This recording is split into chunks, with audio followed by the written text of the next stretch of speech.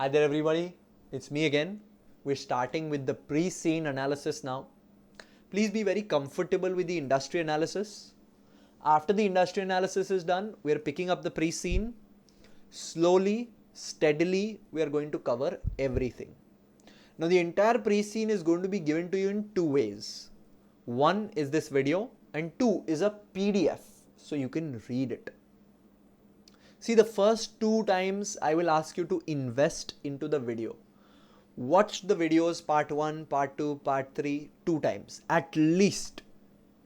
Third time onwards you can read the PDF. It will be attached down below itself. So the PDF is something you can download and then read at your own pace, own time, because I know you don't have unlimited time. We have limited time, and watching 3-hour videos again and again and again, it's not going to be possible. So watch the video very carefully 2 times. Third time onwards, we only pick the PDF and we read the PDF as many times as possible, because this is not going to be a one-time thing.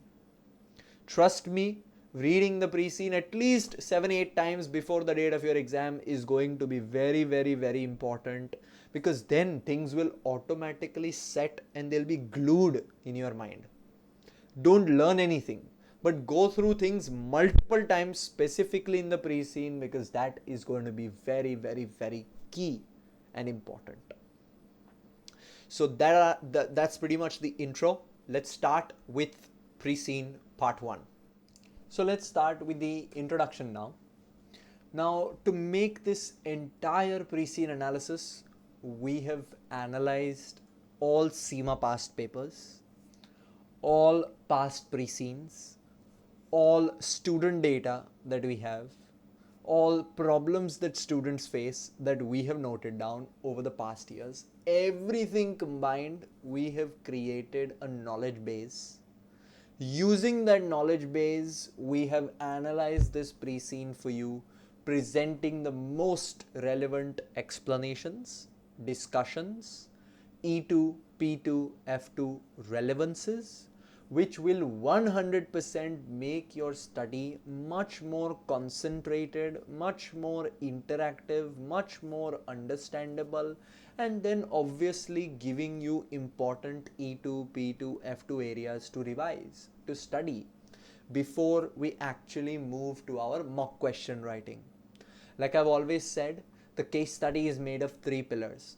2 pillars I am doing with you through this very informative pre-scene, where I'm guiding you on the most important technical topics to revise, where I'm helping you understand the Ressett Computers company, and third, mock question writing is what we'll take you to after these first 2 pillars are done, so that we can practice in the exact same format of the exam. We can give you our personalized markings and we can show you your weaknesses. You can learn, you can keep writing mocks, because we do the most number of mocks offered by any tuition provider with personalized marking.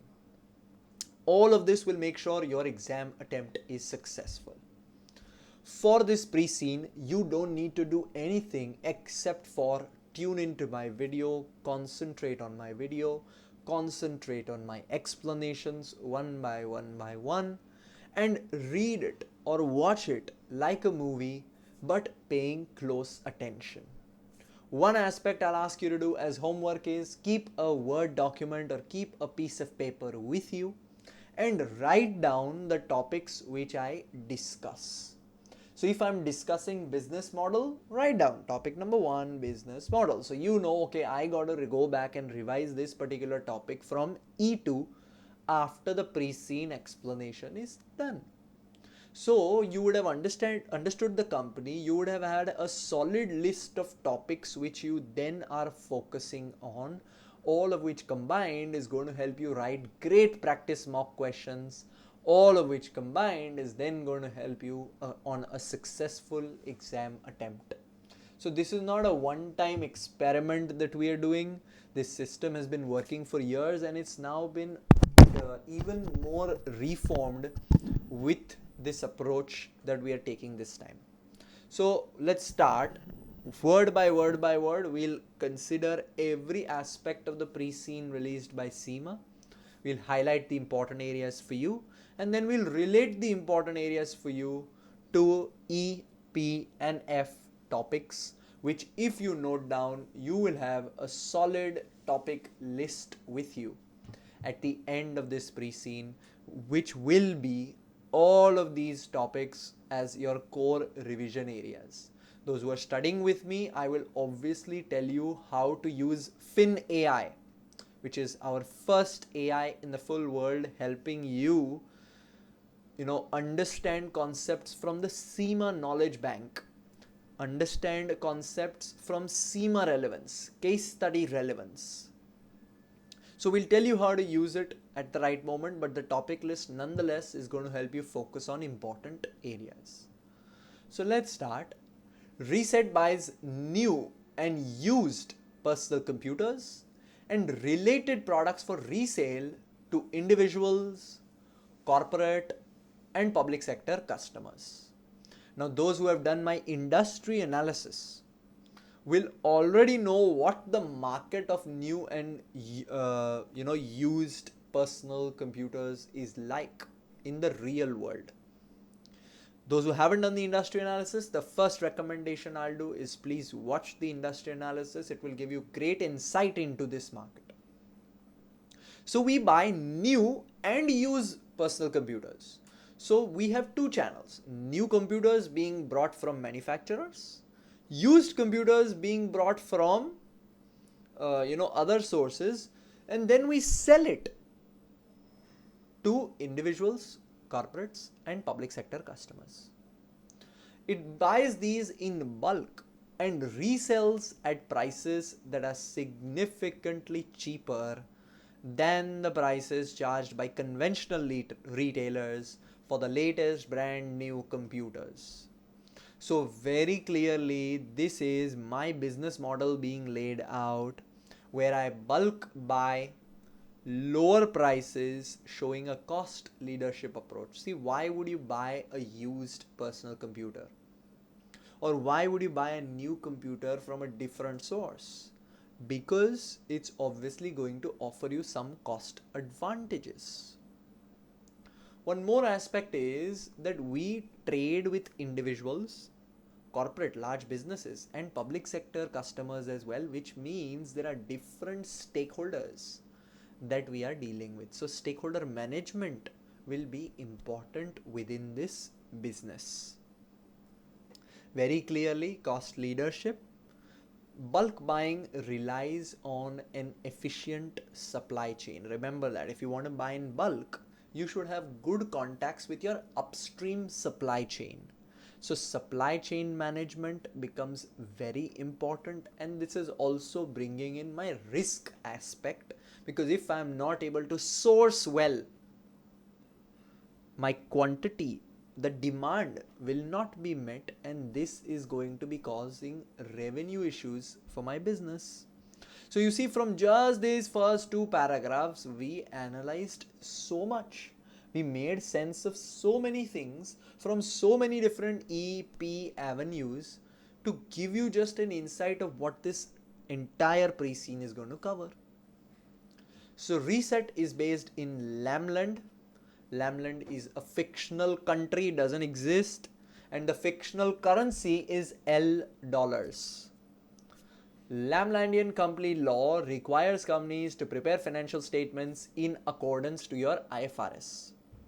This very clearly means that you will have to have good solid F2 knowledge, because if you don't have your F2 knowledge, how are you going to support in creation of these financial statements? One more thing is they've mentioned $. As the currency. Now obviously, if you will trade in a different currency, if you will have a subsidiary in a different currency, all of this is bringing in your currency risk, currency considerations, IAS 21 from the F2 syllabus. That is why it's very important to know, okay, my currency is $. If you're doing something in another currency, your foreign exchange situation will come up. So you are the finance manager at Ressett's head office. you are given the role of a finance manager. See, I already told you that you will need F2 knowledge because you will have to support financial statement reporting in accordance with the IFRS. But a finance manager is expected to do a lot more. A finance manager helps with investment appraisal, costing, project management, long-term finance, advising top management, stakeholder management. All of the aspects that we dealt with above are related to your E2, P2 and F2 syllabus. So which clearly means that if you want to be a good finance manager, you will need to have great E2, P2 and F2 knowledge as the starting point. Nobody's asking you to learn everything that's there in E2, P2 and F2. No, we will give you our blueprint explanation document summarizing your study very much to the important areas. But then the important areas are areas that you should have knowledge of so that you can start writing an answer in a better way. For example, if they tell you that, okay, we are going with an investment appraisal analysis of this particular project from the NPV zone. Now, if you don't know what the basic of NPV is, not how NPV is calculated and calculations of discount factors or anything like that, but if you don't know the basic NPV concept in your own words, you cannot start writing. So that is a revision tip that I'm giving over here. Any topic that you do, make sure you can explain that topic in 4-5 simple lines in your own words, in simple easy English. That is the requirement of this exam, not mugging things up. So okay, these host of things is what a finance manager is expected to do. So if you are a finance manager and if you don't have sound E2, P2 and F2 knowledge, especially on the core topics, core areas, then you can't fulfill the role of a finance manager, which means you can't fulfill your job of doing well on this exam if you don't have this background knowledge. So to be a good finance manager, E2, P2 and F2 revision is the place to start. I am already narrowing down your revision relating to E2, P2 and F2 topics at every step. So your primary responsibilities are associated with management accounting, and you report to James Tan, Senior Finance Manager, who reports directly to the Finance Director. So you are Finance Manager, above you is Senior Finance Manager, above him is Finance Director. So very clearly this is showing the organizational structure, which is more like a formal structured setup with clear roles and responsibilities. You are finance manager, then comes senior finance manager, and then comes the finance director. Hierarchy is clearly present. This is from E2, organizational structure. That is why I'm pointing it out. Next, personal computers. So this was the introduction that we did. Just from the introduction, I hope you have listed down 1. Business model, 2. Stakeholder management, 3. Supply chain. Major topics that I discuss, you should have written down. 4. Foreign currency. All of these are important topics which I am listing down or discussing as and when we keep moving forward with the pre-scene. So make sure in your list you are noting them. Those who are studying with us, obviously, we will give you our own list. We'll tell you how to use the list in correspondence with FinAI to make your life very simple. But right now we are understanding our company, creating the list. So we're starting with personal computers. Now, personal computers are designed for individual use, as the name suggests. They are generally designed for operation by an end user who may have little or no training in computing. PCs are used in both commercial and domestic settings. In the workplace, PCs can be used for a variety of tasks, including word processing, presentations. In home, PCs may be used for games and for emails. So personal computers and their use is being spoken of. They can be used without any training, At a commercial setting, they're used for presentations. At home, majorly for games and emails. So very clearly, I want to segment the market over here. As a business selling computers, I want to segment the market. My customers will be commercial use and domestic use. Let's be clear about that. So when I'm segmenting the market, using usage differences between commercial and home customers influence demand patterns and price sensitivity, affecting how companies use their pricing strategies. See, if you're selling to a commercial user, your pricing strategy will be different. If you're selling to a domestic user, your pricing strategy will be different. So by segmentation, your pricing strategy is becoming much more, let's say, understandable.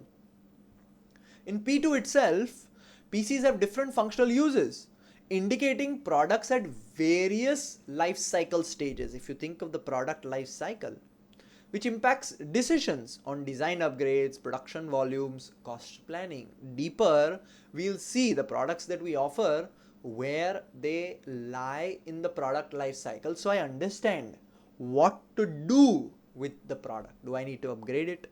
Do I need to produce it in volume? Do I need to control the cost? So over here I'm listing down market segmentation, pricing strategy, product life cycle, and leases. Why? Because in commercial environments, majorly what I saw was many businesses lease PCs instead of purchasing, requiring correct accounting treatment for lessees and for lessors, which is in your IFRS 16. Let's move on. The retail market for personal computers focuses on the following product types. We already know this from our industry analysis, but we are going to go through this. First is desktop computers. So a desktop consists of a system unit which uses the processor, data storage and other components. Very standard. Let's keep the image of a desktop in our mind. These can be large devices that are intended to sit on or below the user's deck. They require a mains connection for the electrical power.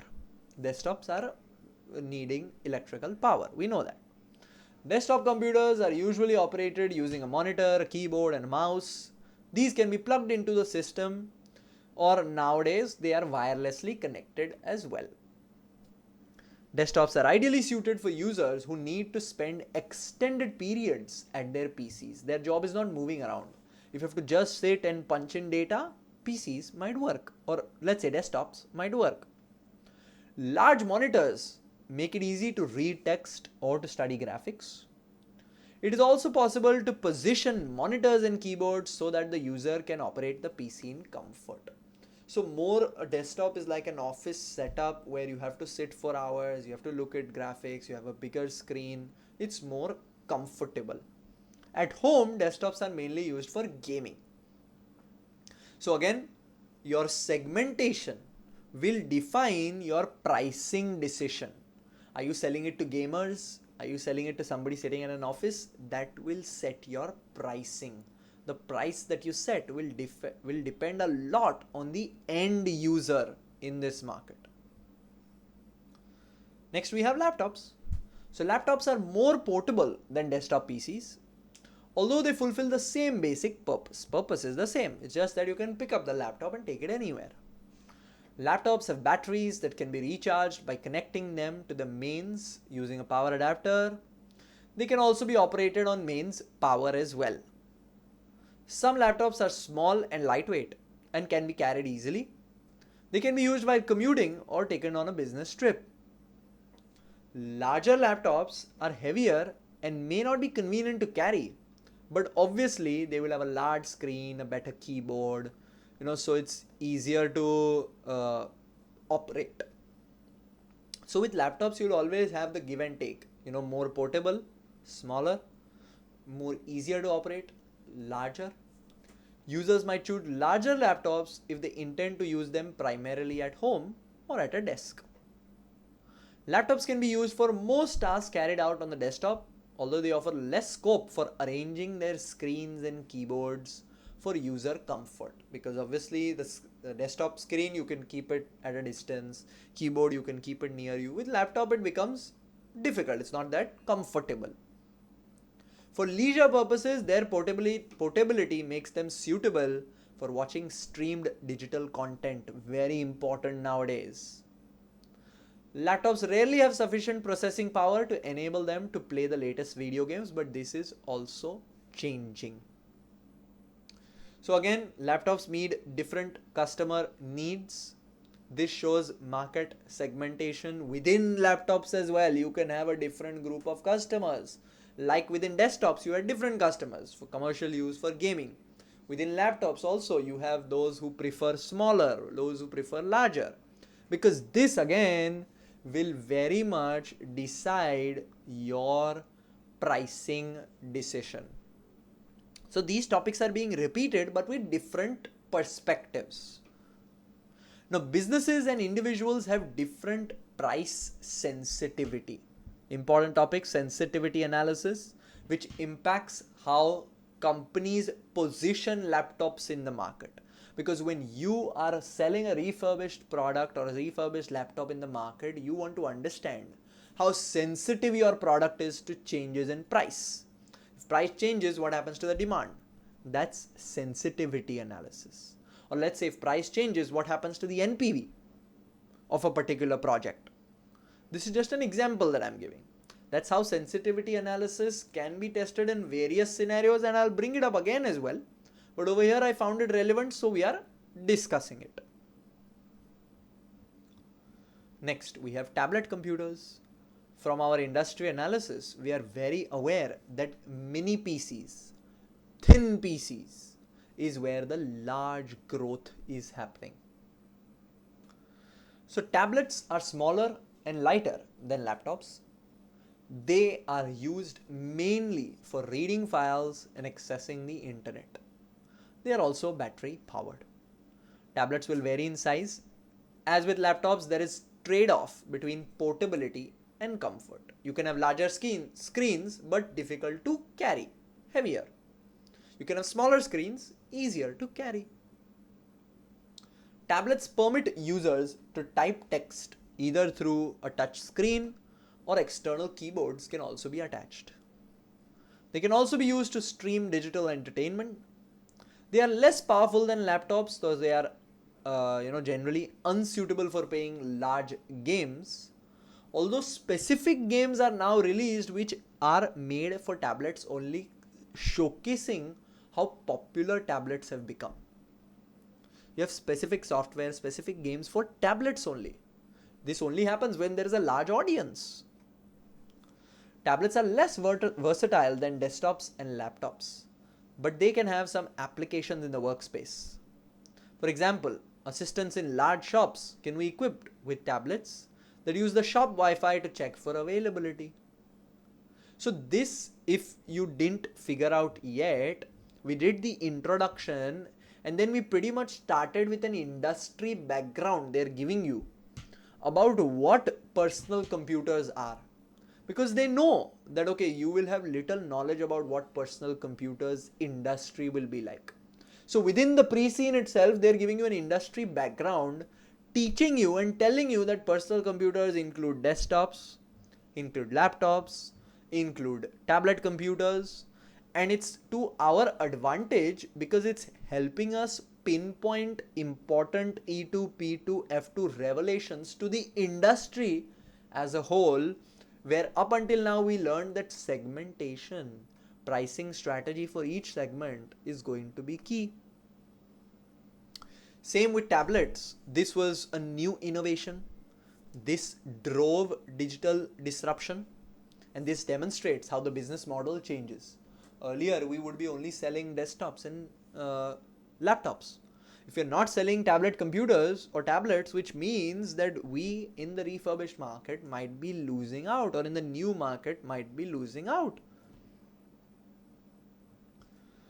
So tablets in personal versus business context illustrate value chain differences, because again, the value it delivers in a personal situation is different.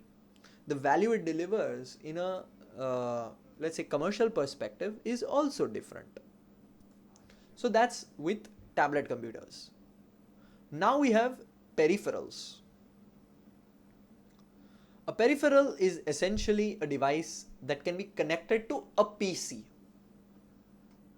Personal computer, any device that can be connected to a personal computer is a peripheral. For example, monitor can be connected, your mouse can be connected, keyboard can be connected, printers can be connected, scanners, external hard drives, all of these are considered peripherals because they can be connected to a PC to expand its capabilities. Now, peripherals can be connected to PCs by cables. Desktops usually come with different types of sockets. Laptops have smaller cases, so they have usually fewer sockets. Tablets may only have one single socket. Some peripherals can be linked using wireless connections such as Wi-Fi or Bluetooth. There are now Wi-Fi mouses, Wi-Fi monitors, Wi-Fi printers, Wi-Fi scanners. So all of this is connected with a cable or it's connected by a Wi-Fi, but it's expanding the capability of your PC. Why is this important? Because again, remember, over here they're giving us the background of the personal computers market.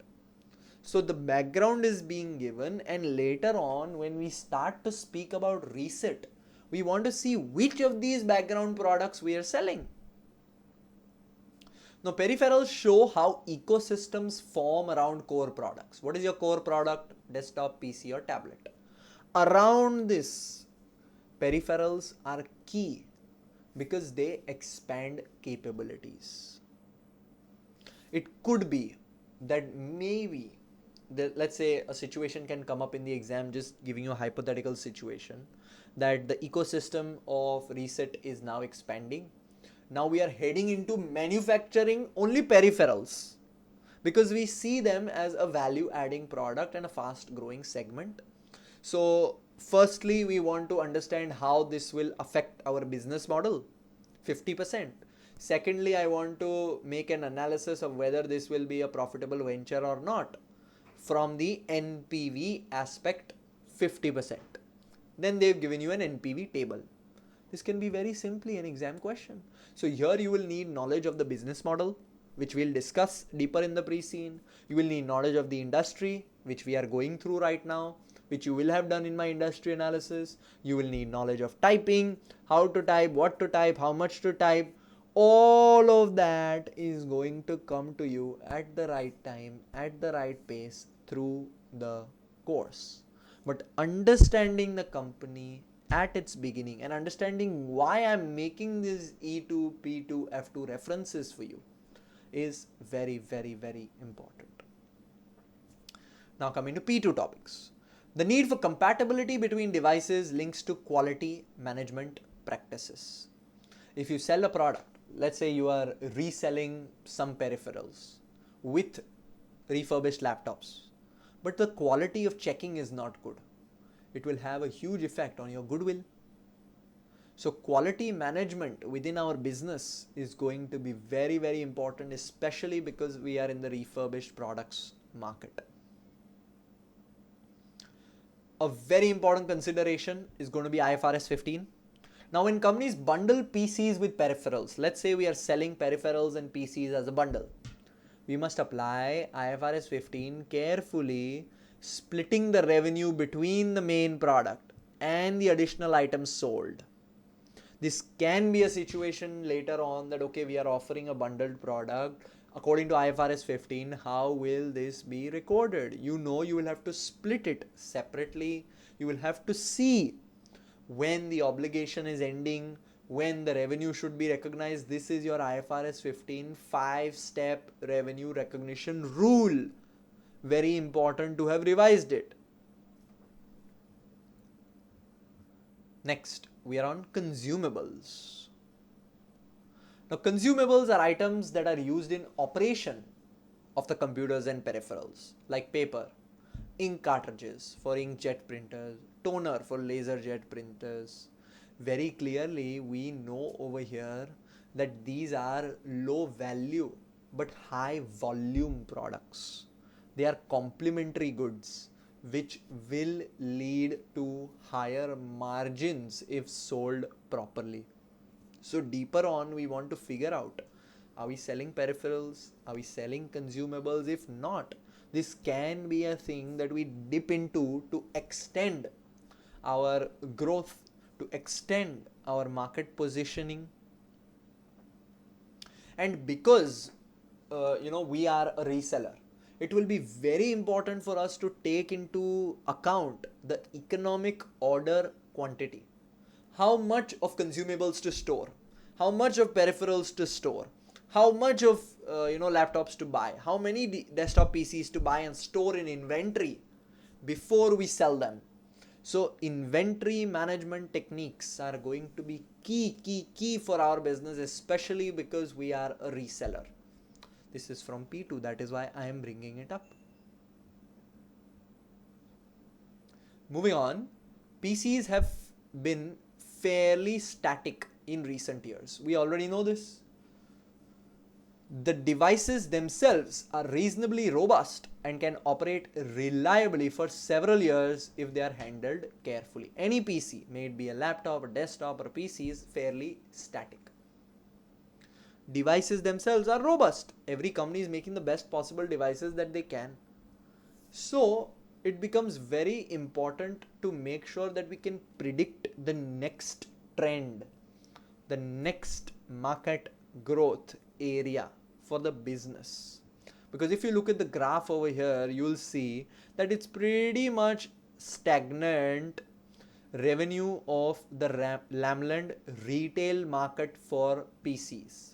So if you look at the retail market, it's closely between 7 to 8 billion only once it reached its peak at 9 billion.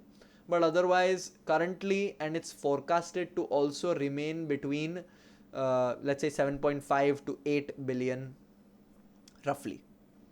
This is the retail market for PCs. They've not said whether it's refurbished PCs or new PCs. It's just the overall PCs market which is being showcased over here. Now through my industry analysis, it's very clear that the refurbished market is growing.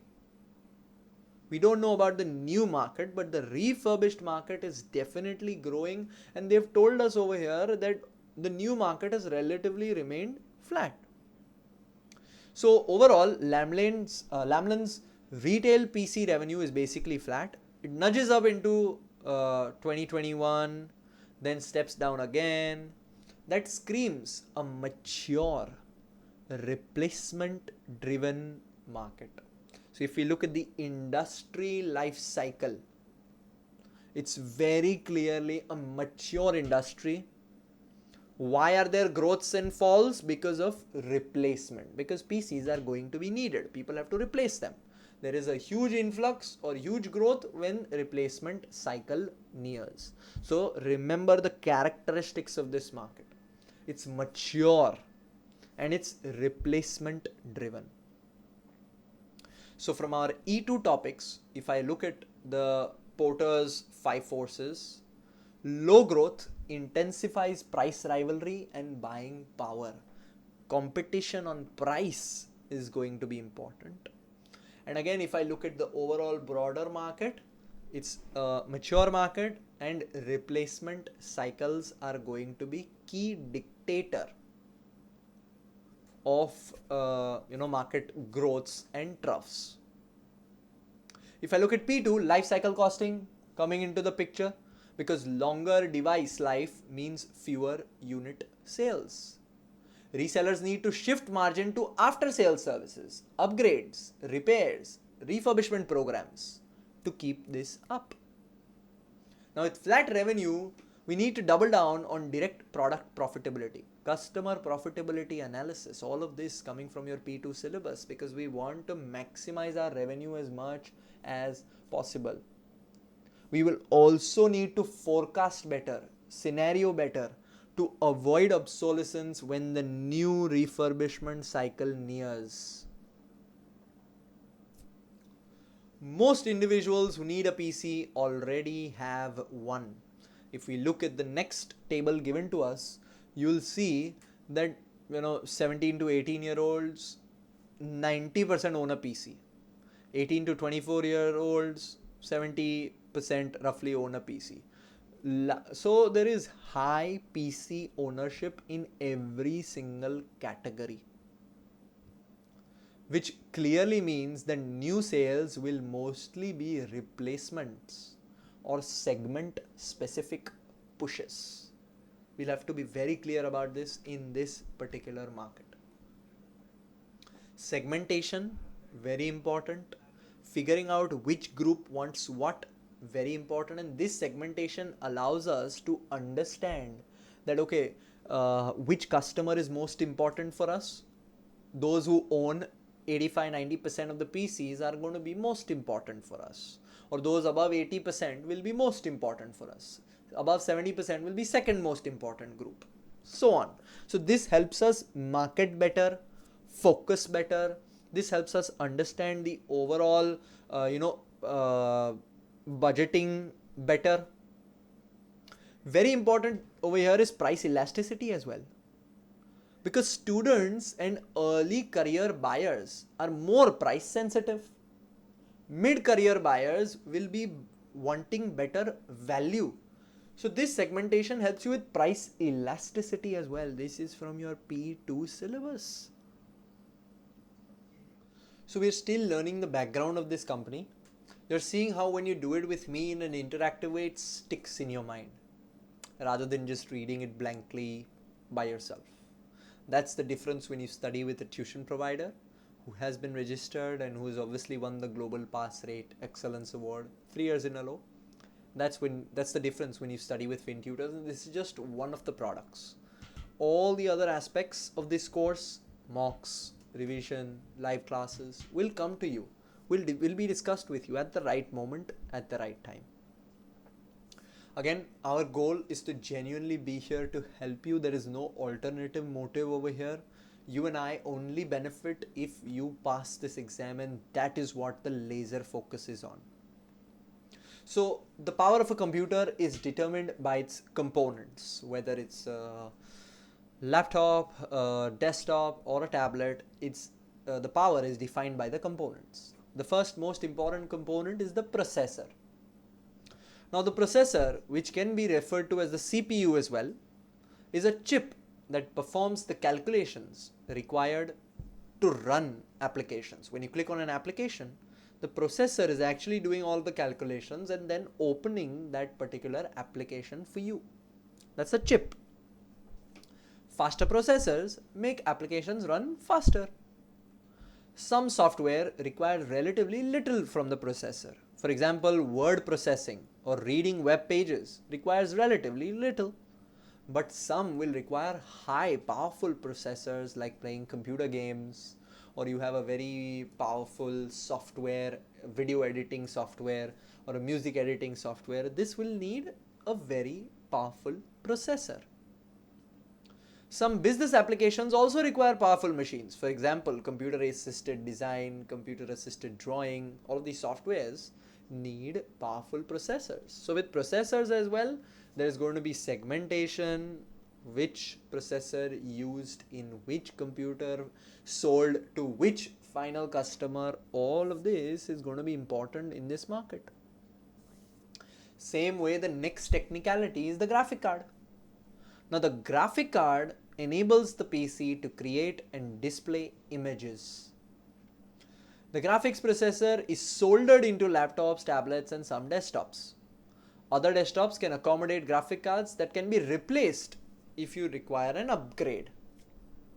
The graphic processor in laptops and tablets sent their output to the machine displays. Desktop graphics are connected to monitors by cable. Some applications, including game or video edition, require powerful graphic processors. So far we are learning that if I want to sell, let's say, refurbished laptops, computers in this market that we will learn, that we are learning about, but relating it to Ressett, which we'll learn about deeper in this pre-scene, Ressett will have to do something different. We'll have to stand out. Maybe our processor, graphic card configuration in my desktop or laptop which I'm selling is unique. So it's doing something different in terms of the product, in terms of selling is going to be important, because cost and price is key in this market. We then have memory. Now PC memory provides temporary storage for software and for data. During operations you need to store all of this data. The power of a PC is related both to the speed and the quantity of its memory. Different memory chips transfer software and data at different speeds, with faster transfers enabling faster operations. The more memory that a PC has, the less often that it has to return data to storage, and the faster it runs. So more memory, faster it runs. You would have heard about RAM, random access memory. The more RAM a computer has, the faster it runs. So desktops and laptops operating systems can multitask, meaning that more than one application can be open at once. PCs with more memory can open multiple windows. Next we have storage. PCs have permanent storage for their operating systems. Permanent software data or other data files that you store need to be that you generate need to be stored. So data can be transferred to memory for processing, and the updated version of the file will overwrite the previous version. Some PCs use hard disk for storage. These are mechanical devices that store data on platters coated with iron oxide. Hard disks are being overtaken in popularity by solid state drives. So throughout the market there are upgrades which are happening in software, in hardware, in PC types, all of which a refurbisher, a reseller, or like you, Ressett, has to keep in mind. The changing nature of this market is one that you'll have to be aware of. So a strong external market analysis, we've already spoken about it, Porter's 5 forces, Pestel. A strong differentiation or segmentation of this market that we've spoken about. Strong price elasticity knowledge will be important, because innovation is changing this market, every single day.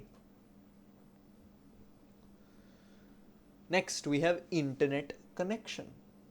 Now PCs contain wireless network cards that enable them to connect to Wi-Fi in the home and workplace, allowing access to web. Nowadays if there is no access to web, that PC is pretty much useless, because everybody needs some kind of internet access. Desktops and some laptops have sockets required to connect to wired networks by cable. Wired connections are usually faster in terms of speed. The speed of the network connection does not affect the power of the PC itself, but obviously the quality of the user's experience. PC manufacturers maintain revenues by launching new and upgraded models on a regular basis. These upgrades are often intended to enable PCs to run the latest version of softwares that users wish to use. Users may not feel it necessary to buy more powerful PCs unless their existing machines are struggling to run the latest software which the user actually wants. So how is revenue maintained? Launching new models, upgrading models. First, operating systems. So what are the upgrades, or what are the latest software upgrades? Operating system upgrades. Now operating systems consist of softwares that manages the hardware and provides an environment within which other software can operate. Every PC requires an operating system. Even if you have a tablet or if you have a laptop, you'll see regular updates which are coming up. What are these updates? This makes your experience better, and it's also going to force you to maybe upgrade your product so that you can have the latest upgrade, so that you can use the software in the best possible way. So operating system is compulsory for every PC. The software companies, see, up until now we were pretty much speaking about hardwares. Now operating system is a software. So software is also going to be a major driving factor in terms of new purchases. So the software companies who provide operating systems must consistently upgrade their software in response to security issues, viruses, hacking. And successive upgrades increase the complexity of the operating system. Eventually, it becomes necessary to launch a completely new version altogether, which would best run with new hardware, and that is why people are forced to upgrade. So in this market, substitutes are regularly coming up. Regulation and compliance, data privacy is going up again and again and again. All of this is leading to new software, and because now this software aspect has come up, hardware manufacturers were already your major stakeholders. Software developers are also your major stakeholders, because all of this will go into a PC which you are then going to sell to your final customers.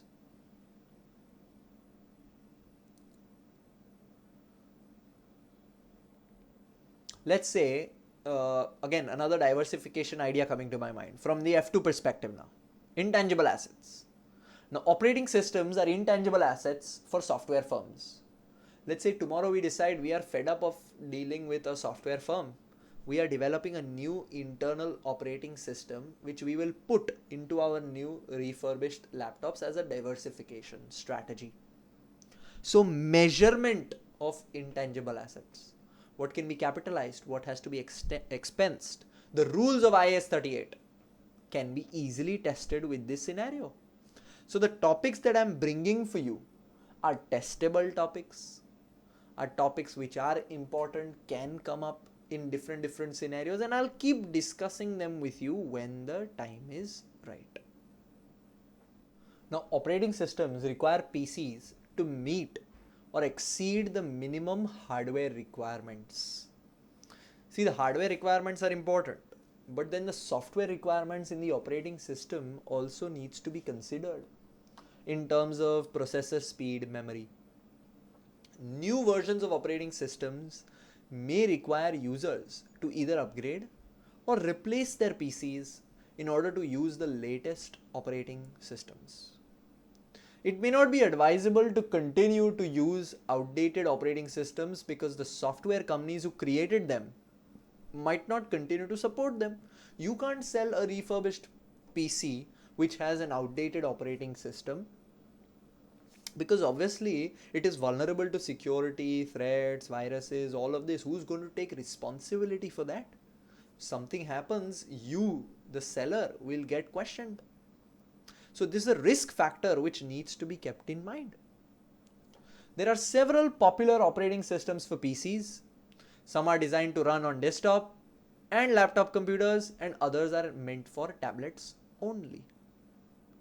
Operating systems can be purchased separately, but they also tend to come bundled with a new PC. Generally, when you buy a new PC, the operating system comes installed because you know what you're buying as the customer. PC manufacturers usually load the latest operating systems onto computers during manufacture and include the cost in the machine. Most computer users run proprietary operating systems which are owned and licensed by companies that developed them. For example, if you buy a MacBook, you have the Apple operating system coming with it, which is licensed by Apple.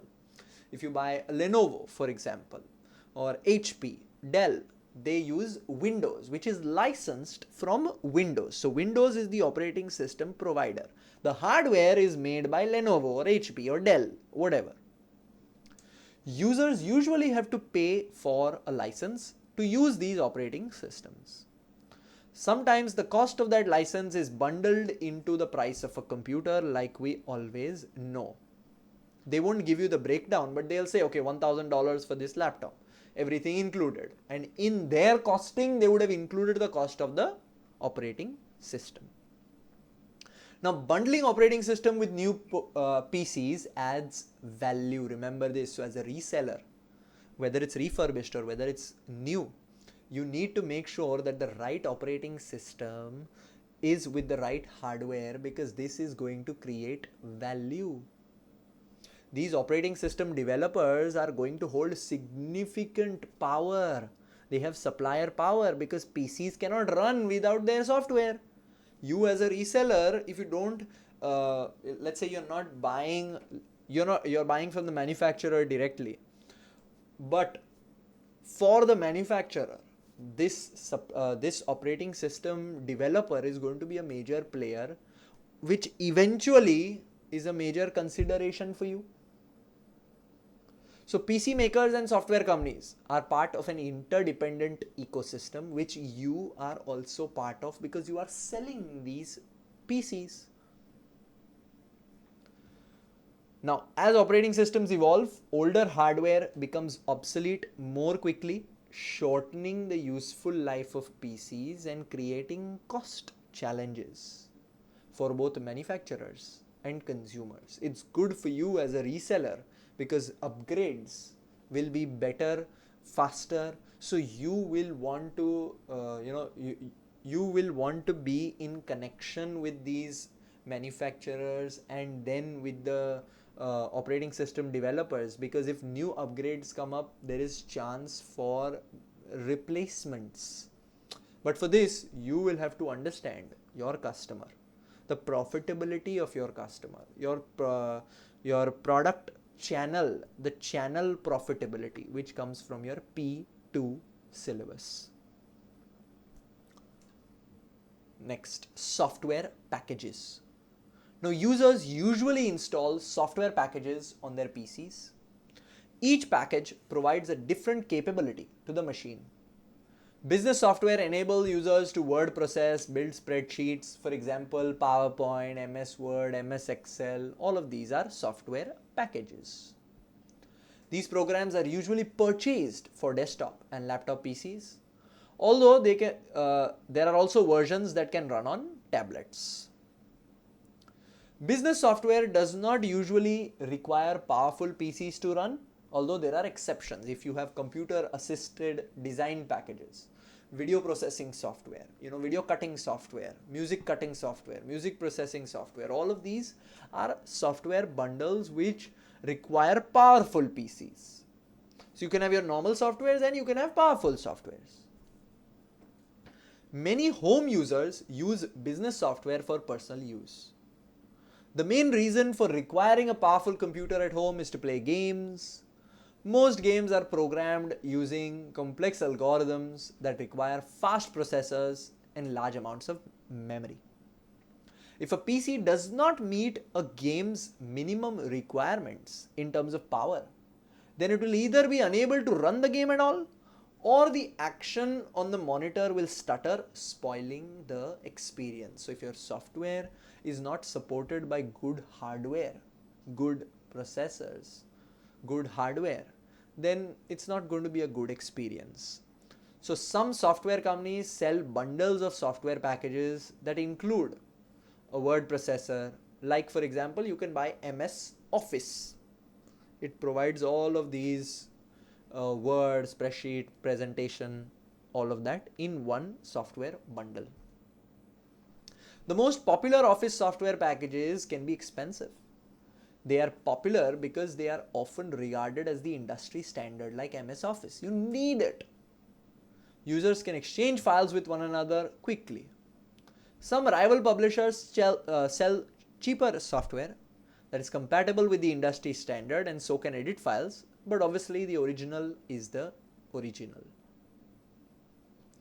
Now, in this particular market, I'm thinking of various aspects because so many players are involved. You have so many components. See, if I just do an analysis up until now, you'll see that we are only learning about the broad market. We have not even started to speak about Ressett and what Ressett does and what Ressett is.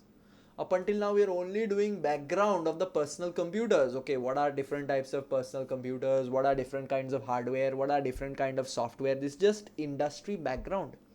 from this industry background as itself, we have compiled a whole bunch of E2, P2 and F2 topics. When we go to Ressett, we will narrow in on the topics and actually discuss how the topics are relevant to E2, P2 and F2. But because the way the pre-scene is laid out, first the industry background comes, first the introduction comes, then the industry background comes, and then Ressett information comes, we are following the same. For example, now I'm thinking about P2 topics, TARA, risk management. Now let's say if businesses rely on only one type of software. Only one type of software can work on your current refurbished PCs that you sell at Ressett. But there is an operational risk if that software fails or loses support. Companies will have to think about the TARA risk framework. Because we are speaking about software over here, I thought about a software scenario. But TARA, risk management, can come to you in any situation related to this market, can be used for managing risk in any situation related to this market, because there are so many permutations and combinations happening in this market. Now let's say a software firm creates a partnership. There is a scenario where a software firm creates a partnership with you as a reseller. That okay, any computers that you resell, this particular software will come pre-installed for the final customer. There can be, if any one of your directors owns or has interest in that software firm, related party disclosure can come into the position if there is significant influence in terms of a company or in terms of an individual. This is how related parties is often tested. Next, we are on to PC vendors. So to summarize, up until now we did the intro, we did our the PC market, what kind of PCs there are, like desktops, laptops, tablets, peripherals, consumables. Then we spoke about the hardware which is needed, your processors, hard disks, graphic card. Then we spoke about the softwares, major being the operating software. All of these players are going to be major stakeholders for you. So stakeholder management, conflict management, because when different stakeholders are involved, conflicts are bound to happen. So after that, we are coming to PC vendors. Now PCs can be purchased from several different sources. You can purchase direct from the manufacturer. I can go to Lenovo's website and buy it. I can purchase from retailers. I can go to a shop and buy a Lenovo laptop. I can purchase it online, marketplaces where used PCs are generally sold. And I can buy it from resellers as well, who sell new as well as used PCs. Ressett specifically fits in this reseller category where we are selling refurbished as well as new. First, we'll consider manufacturers. Most manufacturers of PCs and peripherals have direct sales channels that enable consumers to purchase products online. This is obviously better for them. Customers may be offered the opportunity to specify the components that will be used to build their PCs, while software checks that customer selections are compatible. You can go to a manufacturer's website, choose the hardware that you want, choose your use, they'll suggest the best laptop for you. Alternatively, some manufacturers offer specific models that are optimized for particular tasks, ranging from internet browsing to gaming. Manufacturers will often mass produce popular models, which enables them to reduce the costs and also be responsive to corporate customers. So manufacturers are the people who actually make the laptops, make the PCs rather. So this is the direct sales channel for them. So from the manufacturer's perspective, they have a lot of advantages in terms of economies of scale, good supply chain management, good, let's say, buying power. They have all of this going for them, which is a important consideration in the manufacturer's segment.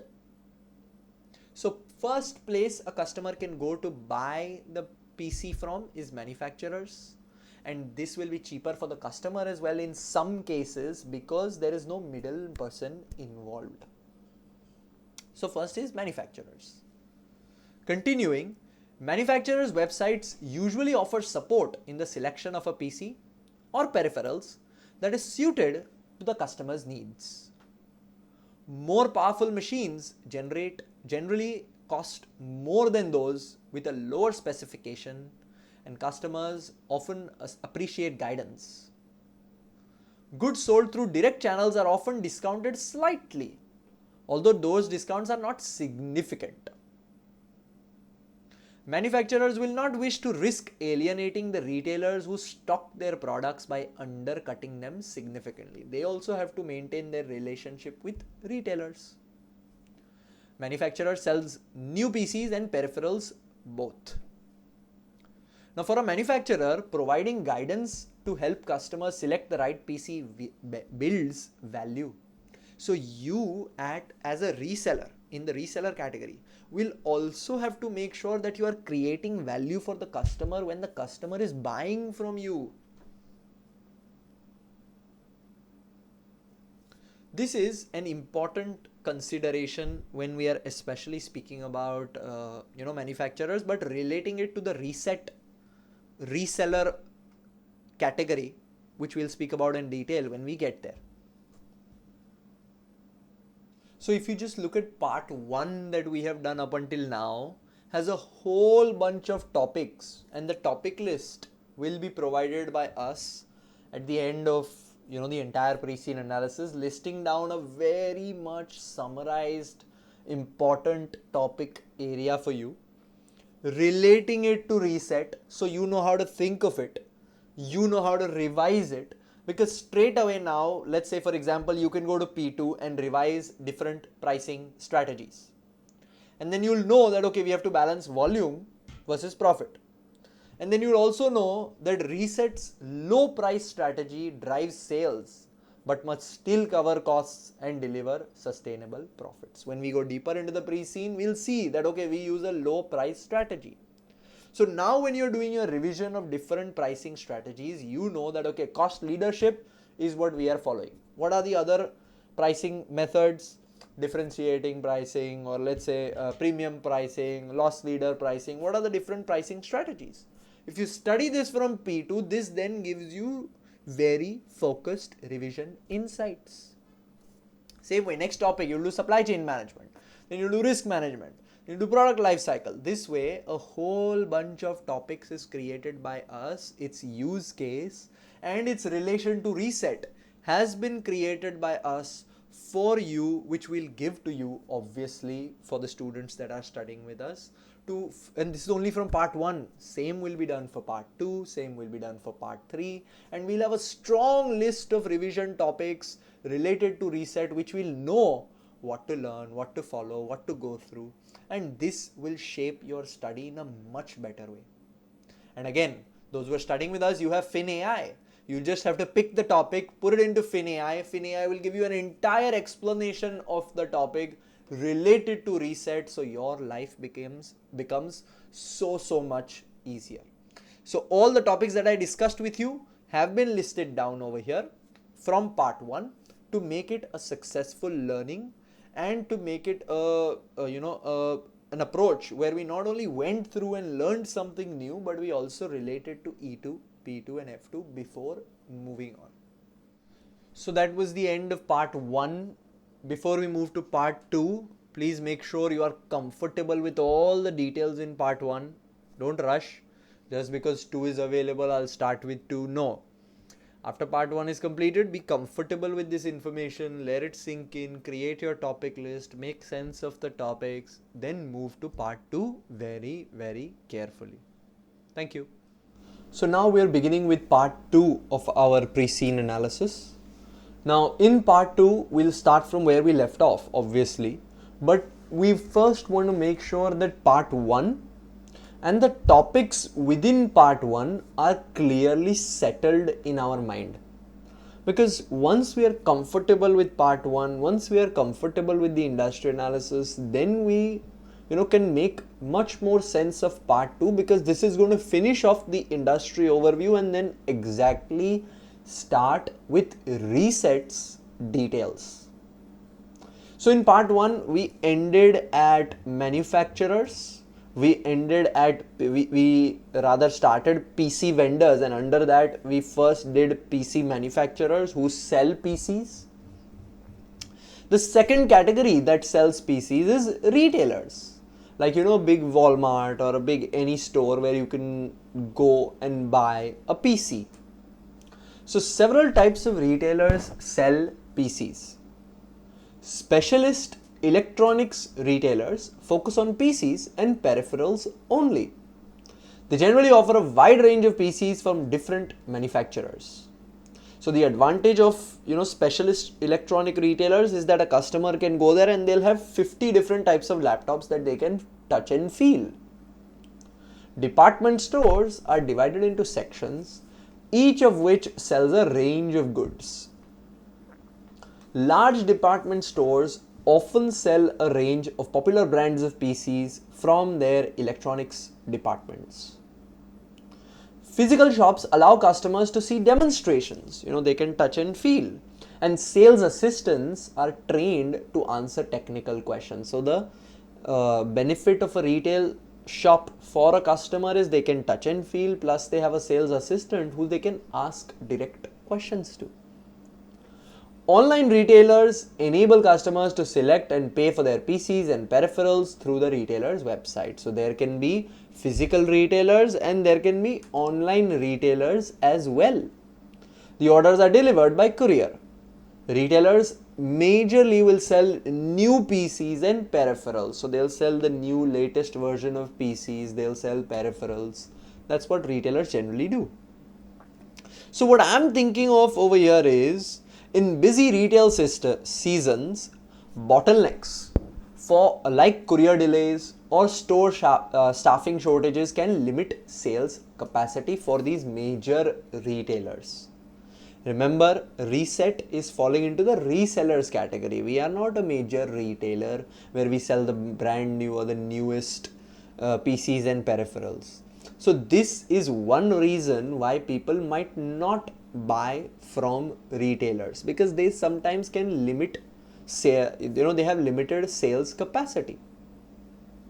Now if in any situation, maybe a retailer or a reseller, if you want to track the true cost of services such as product demonstration in stores versus online support, if you at Ressett are evaluating, okay, what's the benefit of only selling online or what's the benefit of having a reselling store, you will have to track your service costs better. So for Ressett, activity-based costing can be used to identify the true cost of activities, like maybe providing call center support, handling bulk orders, helping price products. All of these are services, right? You got to cost them properly so that you are able to develop a good profit margin. If you don't know your cost, how do you develop a profit margin? Then we have F2 topics. So IAS 38 coming into the picture over here. For any company that sells online, the website becomes very, very, very important. So for Ressett, its website is the core of operations. So development costs need to be properly treated, your expense costs need to be, your research costs need to be expensed. This is IAS 38 for anybody in today's modern world. Becomes very important to focus on the website. See, what I'm doing over here is taking the market information that they've given and pre-relating to Ressett. So you can make, let's say a reference. Also, online retailers sell internationally. Even if Ressett as a reseller sells internationally, currency risk comes into the picture. It becomes very important that this currency fluctuation is managed, your IS 21 coming into the picture. So we learnt about retailers and we learnt the link of Ressett. How Ressett, from this information, how Ressett can move one step forward. So we analyze topics like ABC, IS 38. We'll next have online marketplaces. Now, online marketplaces is places where you can list your goods and people can buy it. It's like an OLX in India or any other Facebook marketplace in other parts of the world, where you can list your goods and people can buy it from there. So it's used by individuals who wish to buy and sell used goods. Typically, sellers list their goods for sale with good photographs. Goods can be sold at a fixed price or you can put a bid as well. Online marketplaces sell wide ranges of goods including PCs. Sellers may be individuals who want to buy it, or they can be small businesses that use this online marketplace as an inexpensive channel for the small quantities of goods. So generally used by individuals, but sometimes small businesses also buy from these online marketplaces. So this is kind of a disruptive technology because for Ressett, this creates a major competitive threat as customers may choose cheaper peer-to-peer options rather than buying from my website. So this is kind of a disruptive technology which is going to harm my overall sales. And for this reason, this highlights the need for strong online content and customer engagement to stay competitive and build trust. If we don't market properly, if we don't position ourselves in the ecosystem properly, then naturally this is going to be a situation which will be to our disadvantage. So overall, online marketplaces are competing with us. Next, we have resellers. This is actually your category. So you see, you have so much competition. Somebody wants to buy a PC, he can buy it from the manufacturer, he can buy it from the retailer. This is generally for new, the most latest products. Your direct competition comes with peer-to-peer website and other resellers. Now, resellers buy PCs and peripherals from other vendors and from other businesses. They resell those goods to individuals and occasionally to commercial and non-commercial entities. So you'll buy it from someone and sell it to someone else. That's what a reseller essentially does. A reseller might acquire goods for resale through a variety of different sources, including you can get your goods from a manufacturer or you can get your goods from a retailer. Now you'll say, why will they sell it to you? They would rather sell it directly, no? But sometimes a PC manufacturer will make 1000 laptops of a particular quantity, only sell 500. Then he realizes that the other 500 I don't want to sell because I'm coming up with a new model. So then these 500 they will give to a reseller. So this manufacturer might prefer to sell that inventory to a reseller rather than offering obsolete goods through their website. They will want to offer something new. So PC manufacturer sells you, and you as a reseller sell it to the customer then, because there are still people who want to buy that. A retailer might have an inventory of unsold PCs that are about to be replaced by new models. New models are coming, new upgrades are coming. They have 500 lying in stock. They'll sell it to you as a reseller. It's much better for them to clear the inventory at one go. So those PCs might be new machines that have never been removed from their packaging, or they could have been used as demonstration units in physical shops. So these surplus products that you get can be new or they can be used as well, brand new or used as well. Large retail chains could have fairly large number of display models for any given model, one for each branch. Let's say they have 1000 branches, so you will have 1000 laptops which are open for demonstration but they've never actually been used, and so they would be keen to sell them.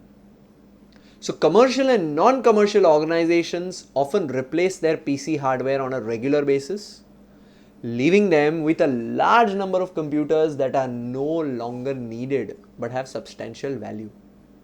So selling surplus PCs to a reseller is a sustainable method of disposing them and generating cash as well. So if I look at all of this from P2, you'll see that resellers add another layer to the sales network. So it's important to analyze what this channel is adding because you are part of this channel. So I want to understand what am I adding? I am adding sustainability because the PC is not getting thrown. Plus I am able to serve customers at a little bit of a cheaper price. Now resellers need discounted prices to make a profit. For Ressett, buying stock at low prices is essential so you can resell it because you also want to make a profit, right? So buying decisions are going to be very important for this business. Also, poor quality checks by suppliers can harm the end user. So for Ressett, if you sell defective or outdated PCs, it can greatly damage your reputation. So strict testing, it will be high prevention and appraisal costs for your business so that you are trusted, so that your reputation is maintained. So this is operational risk. Often in the exam, they'll ask you how can operational risk be managed, financial risk be managed. You need to know what are the operational risks for your business in that particular situation. If you already have paid attention to my pre-scene, half your battle is won, like I always say. Next, resellers take care to buy PCs that are likely to appeal to customers. So resellers will only buy something that is going to appeal to the customer. They are not going to look to buy something that is completely outdated, while being available at prices that make it possible to resell them at a profit. So buying decisions, incredibly important. Resellers are rarely able to buy the latest models of PCs, but they do not purchase machines that are so old that cannot run the current software. So they'll buy old, but not so old as well, which are completely outdated. They'll buy relatively old, relatively new. PCs might not be able to run the very latest version of operating systems and other software, but there is usually an overlap between outgoing versions and the new ones that will replace them. Many consumers are willing to use outgoing software provided their software companies have committed themselves to supporting those products for a year or more. Resellers also pay attention to the cosmetic condition. See, software operating system is obviously very important. But with that, your cosmetic hardware condition is also important because customers don't want to buy something that is badly scratched or damaged. So from the P2 perspective, I'm looking at pricing decisions. So many of Ressett's PCs are in the maturity to decline stage of their life cycle. Remember this. You're already buying something that it's in mature stage. You're going to have very less time to sell it and customers are going to have less time to use it. So prices must be set low enough to attract buyers. Secondly, customers care about look and condition. Remember that. So for Ressett, strong quality checks. Again, what am I reiterating? The pricing decision. What am I reiterating? The risk of operations. What am I reiterating? The risk of reputation. Now Ressett is creating value over here by offering affordable PCs that work well with the current software but still deliver that functional value. So remember that. You need to make sure that current software is run. You need to make sure that cosmetic condition is good. And staff, very important discussion. The people who are buying must feel responsible for ensuring the PCs are refurbished properly and presented well. So the buying department will become a very key consideration the empowerment, the authority that we give them, the responsibility that we give them, both from E2, authority and responsibility, will become important over here. And naturally, disputes can occur with suppliers, disputes can occur within your organization. So Ressett needs clear agreement and good negotiation. Negotiation from E2 is also coming up over here, because if you don't negotiate properly, you don't have the 4 steps of negotiation listed down properly, then you might not get the best price. And then naturally this will lead to conflicts, which will then have to be resolved. So conflict management techniques from E2 also coming up over here. You see, just a simple line but gives me so many topics. That is the advantage of studying with us, in terms of going into the details, understanding, plus getting a benefit of E2, P2 and F2 topics. This is just the start. Remember that. This is only the pre-scene that I'm doing with you. Imagine when you're doing the live lessons with me regularly. Imagine when we are writing mock questions, when we are grading you on them, when we are checking them for you. So it's a well planned out system developed to ensure that you pass this exam. Let's continue. Resellers generally use a grading system to classify the condition of equipment offered for sale, and selling prices reflect those grades. The first grade is new. If it's completely new, it's original, it's unopened, this is surplus units which have been in storage, it's not selling, so it's been sold to you. This is a new product. New products might be sourced from manufacturers or from retailers. In either case, they may be surplus units of models that are being replaced. A model is being replaced, 500 units in stock, manufacturer or retailer sells it to you, but they are unopened. So new means unopened. Surplus units of models that are being replaced. Then you have as new, second category. Products graded as new have been opened and may be slightly marked because of light use. They are opened, slightly used. As new products might be sourced from retailers who are disposing of demonstration units of PCs that are no longer required. So generally, as new is from retailers which are opened but not actually used because they were demonstration pieces. Retailers usually take reasonable care to prevent their display units from being mistreated and damaged. As new products may also be sourced from online retailers who often permit their customers to return PCs after opening their package. So second way you get as new products is from online retailers.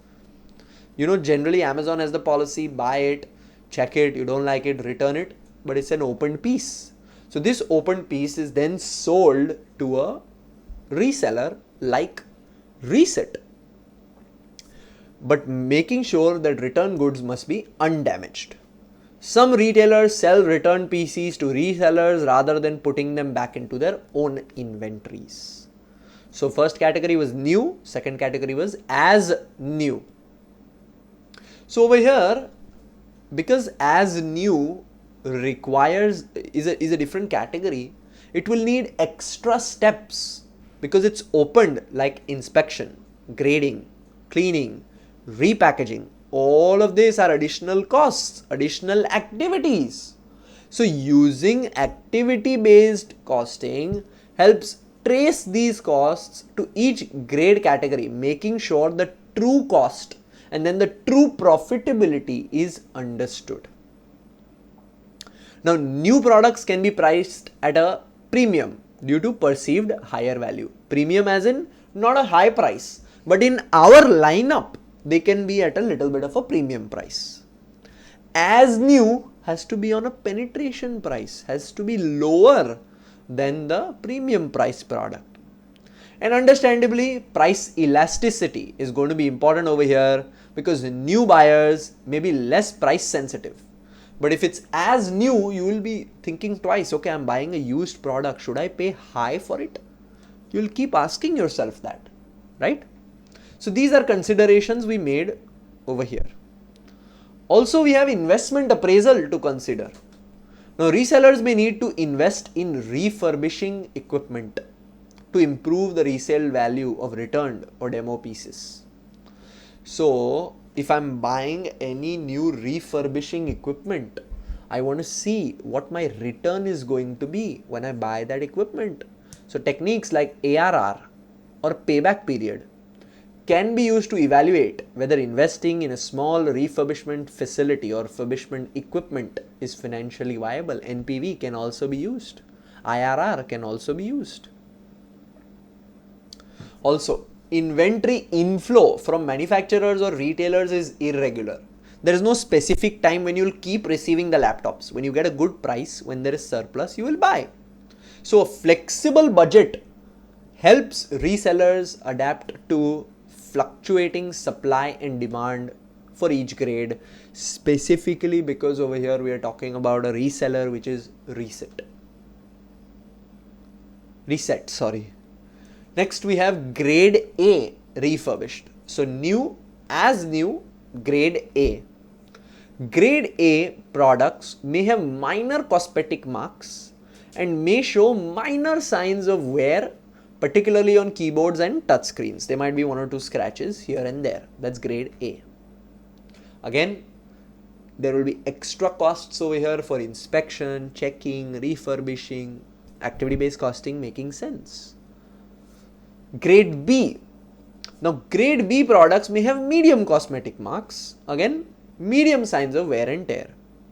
Grade A and grade B refurbished products are usually sourced from commercial and non-commercial entities. Let's say you buy 50 laptops from a business which are already used. There is bound to be some wear and tear. That's grade A or grade B. Or you can buy it from a bank or a government office.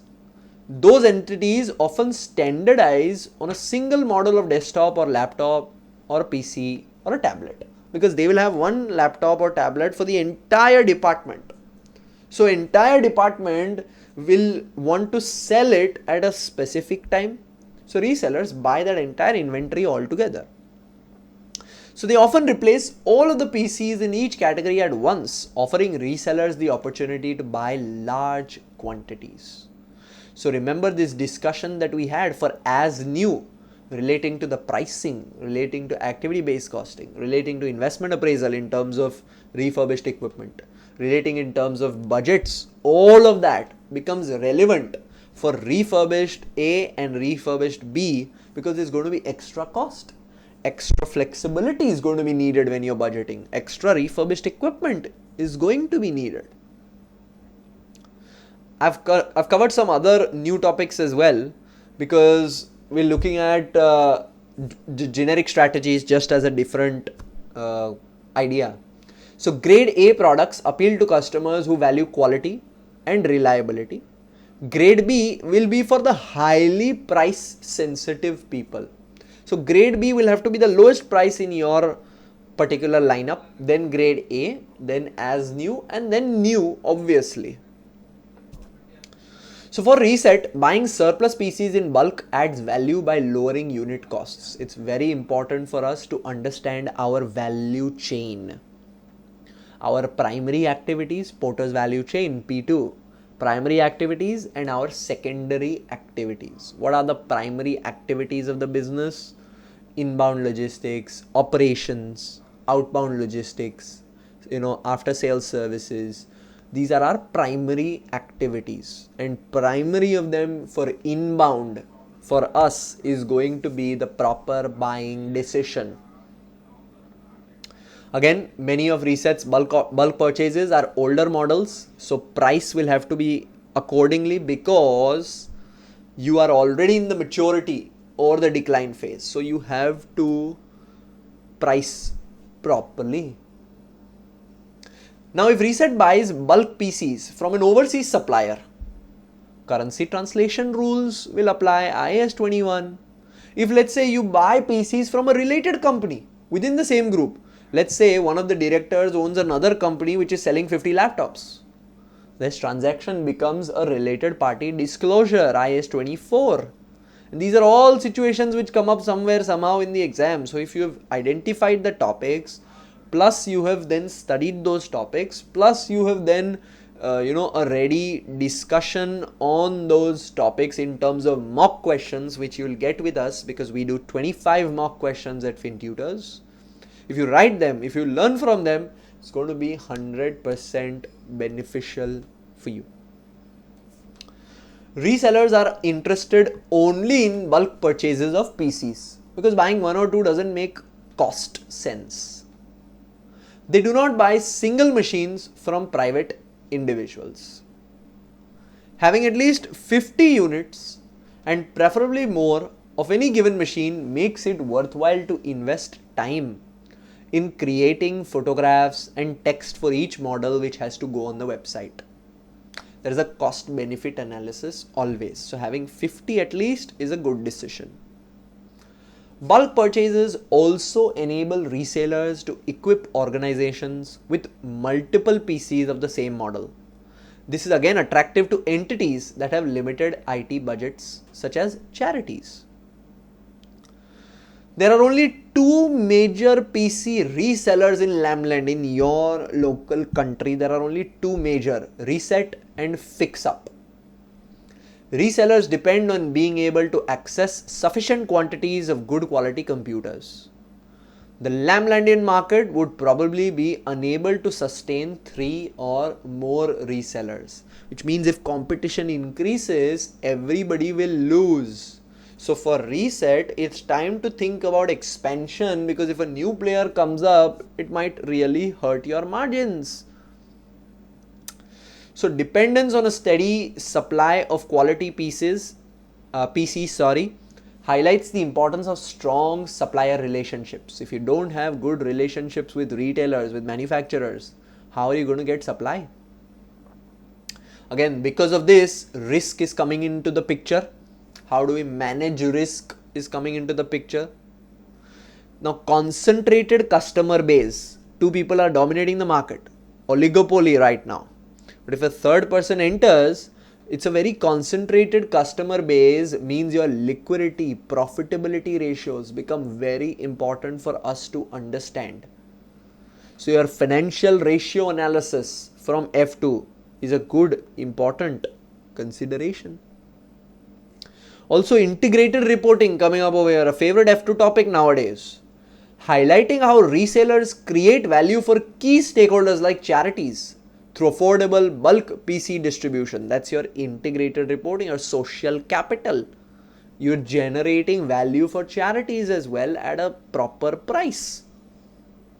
So all of these discussions coming up over here, and now we'll finally start speaking about Ressett.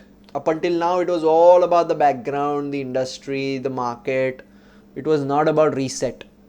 Now specific about Ressett. Up until now, we were relating, thinking, preempting Ressett knowledge. Now specifically speaking about the company. So finally about Ressett, we'll start with a very good analysis that we made. We've broken it down into point wise for you, so it's better understandable. So it's founded in 1986 as a reseller of home electronics, TVs and audio equipment. So in 1986, we used to sell TVs and audio equipment as well. Built strong relationships with retailers and manufacturers to source goods at discounted prices. So since 1986, we are existing in this market. We started off as being a home electronics reseller, TVs, audio equipment, all of that.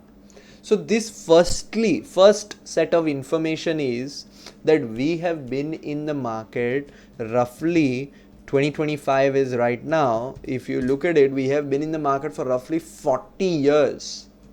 So since 40 years, you have garnered and developed relationships with retailers and manufacturers. That is your first benefit. Second, you have been in the market for so long, you have become a household name in your country, Lamland. You become a household name. Everybody reseller, they're thinking Ressett, because you've been in the market for 40 full years. So you have garnered that customers, you've garnered that goodwill, which is very important for your business. So we already have goodwill impairment, goodwill calculation when you buy a new subsidiary. All of this becomes important discussion because you have built up goodwill since 40 years. In 1990, we expanded into PCs and peripherals during the rapid growth in small office or home office PC market. So in 1986, we were selling only home electronics. 1990, we expanded into PCs. So our company's culture is that of product expansion.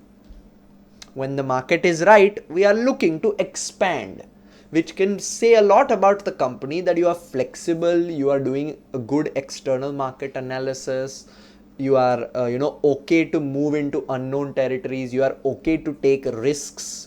This is what the company has done, right? And 1995 onwards, 5 years later, the expansion, we specialized exclusively in PCs, peripherals and consumables. What are PCs? We have learnt above. What are peripherals? We have learnt above. What are consumables? We have learnt about. Where customers can buy PCs from, we have learnt about in different ways. That is why all the information that we did up until now becomes very important for you to make sense of this, along with obviously my industry analysis.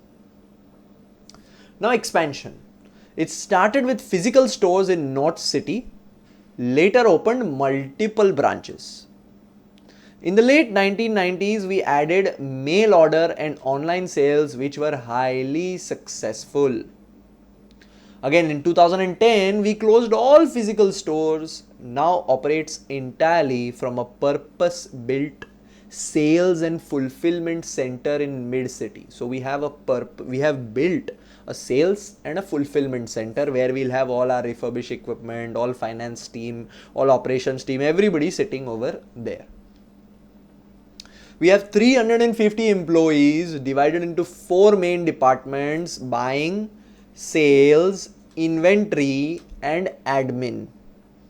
So 4 major departments exist. This has been the trajectory of our company.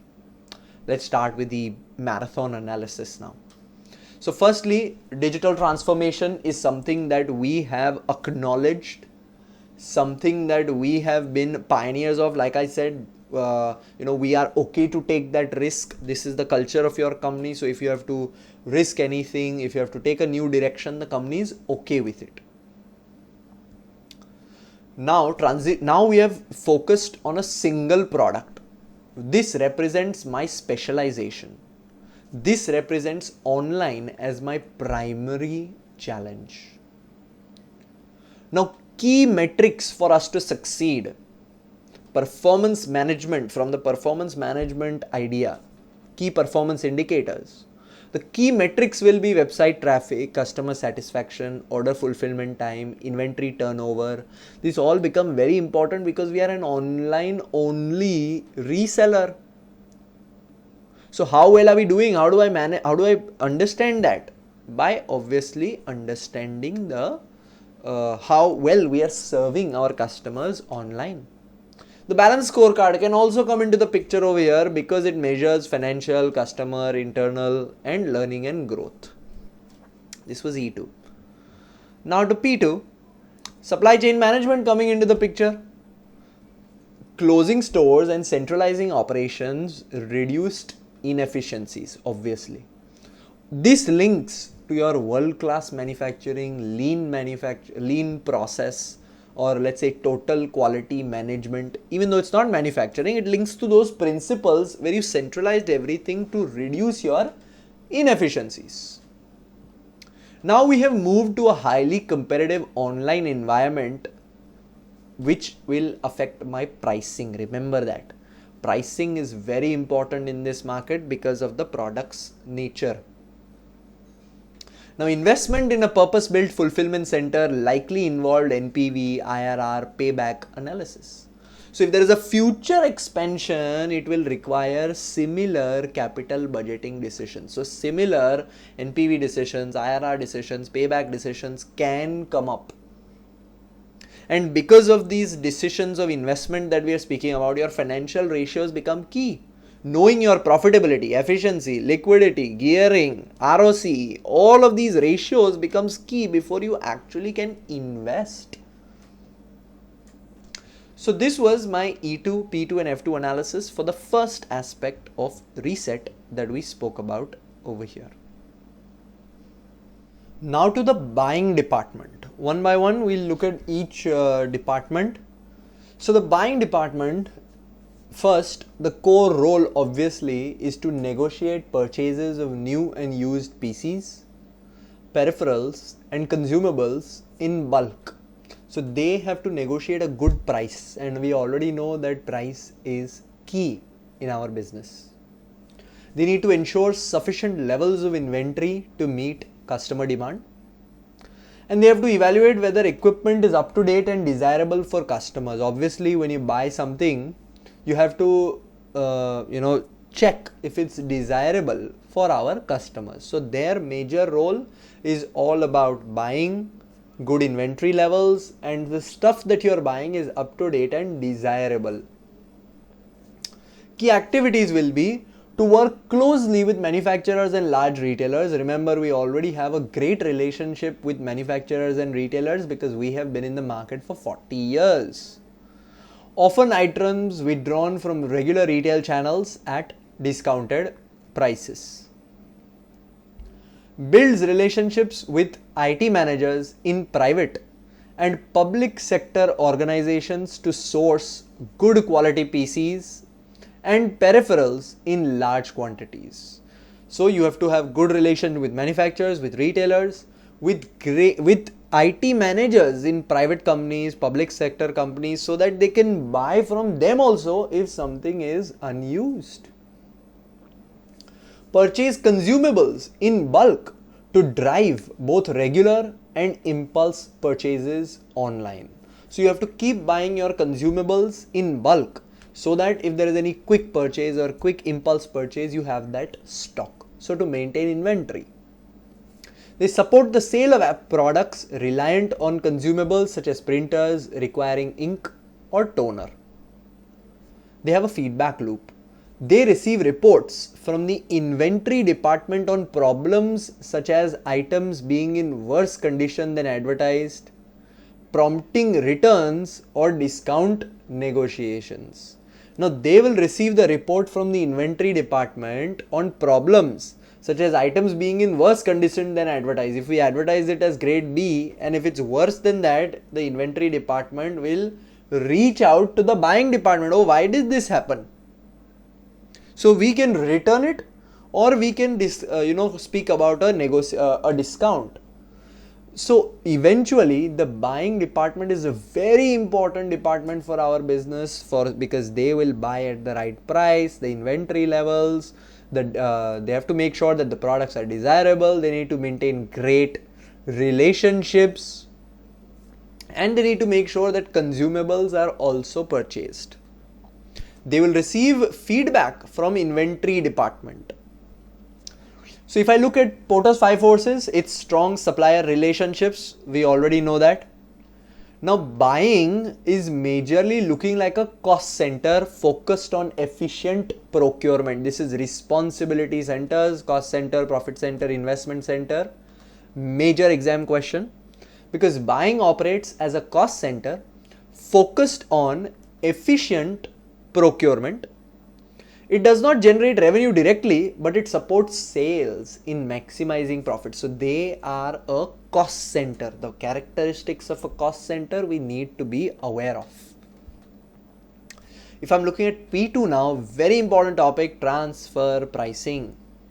Now internal transfers between buying and sales must reflect fair costs. Buying department is buying it. This buying has to transfer it to the selling department and the selling department then sells it to the customer. So inter-department transfers have to be at a fair price. For example, stock passed to the sales team should include a standard handling cost for accurate profit reporting. So internal departmental transfer pricing will be an important consideration from P2. From F2 now, funding and cost of capital. Now large bulk purchases may require extra funding. So you might need debt, you might need to raise equity, you might need short-term finance. All of this has an effect on weighted average cost of capital. The effect on WACC, what is WACC from your F2 syllabus? Highly important. Revenue recognition again coming into the picture, because revenue is recognized when goods are delivered to the customer. For instance, a bulk sale to a corporate client is recorded only once the PCs are shipped and then accepted. Once you ship them, you can't just record the revenue. Once they are accepted, then the revenue can be recorded. So this is just IFRS 15 speaking about it. Now if Ressett acquired a small supplier group, accounts would include goodwill, adjustments. So if anywhere we are looking to acquire a small supplier, acquire another company, incorporate it within the group, your consolidation IFRS 10 comes into the picture.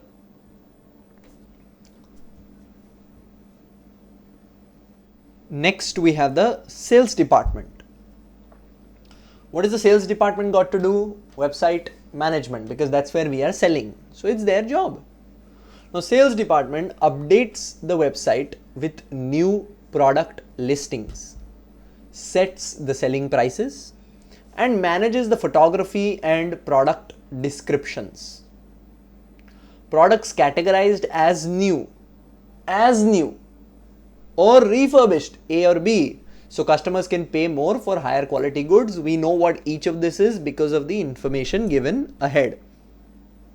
They are also related with customer interaction. So orders placed online or via the call center.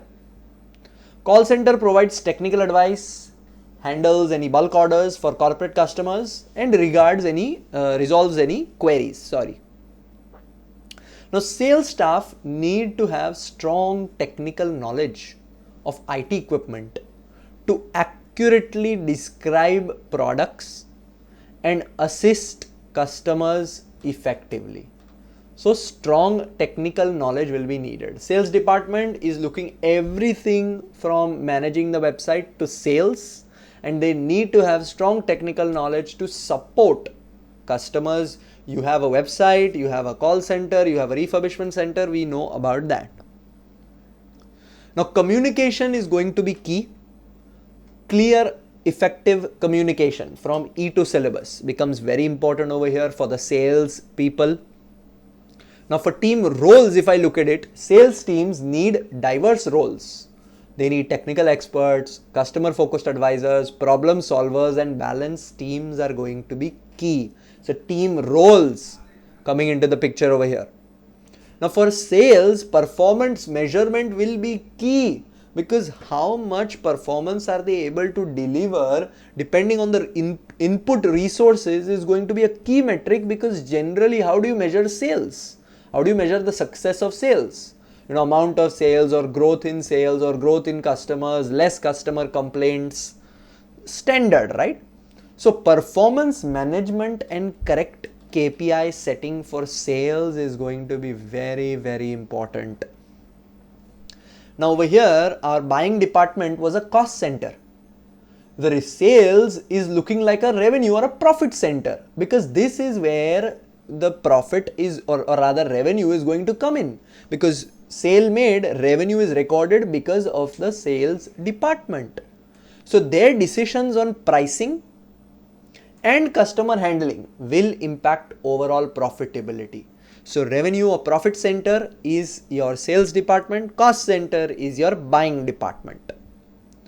Again, we will be speaking of working capital over here and funding with working capital, because discounts, bulk orders impact cash flow, which has an impact on your other ratios.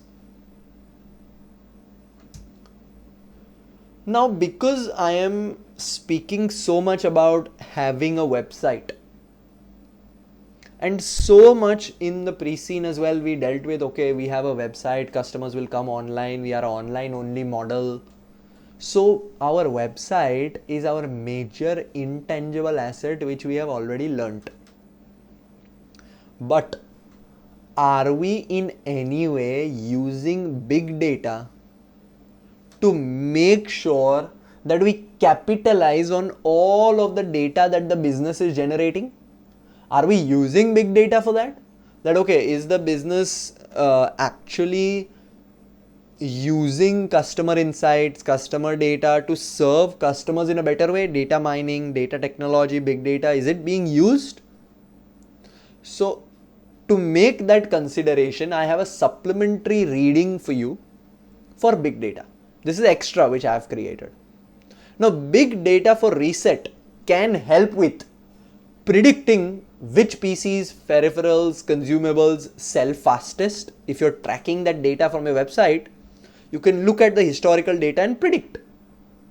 You can track bulk disposal patterns from corporates. When do corporates generally look to sell? When are they generally looking to buy? Data will help you with competitor pricing. Stay ahead of fix up. Your major competitor is going to be fix up.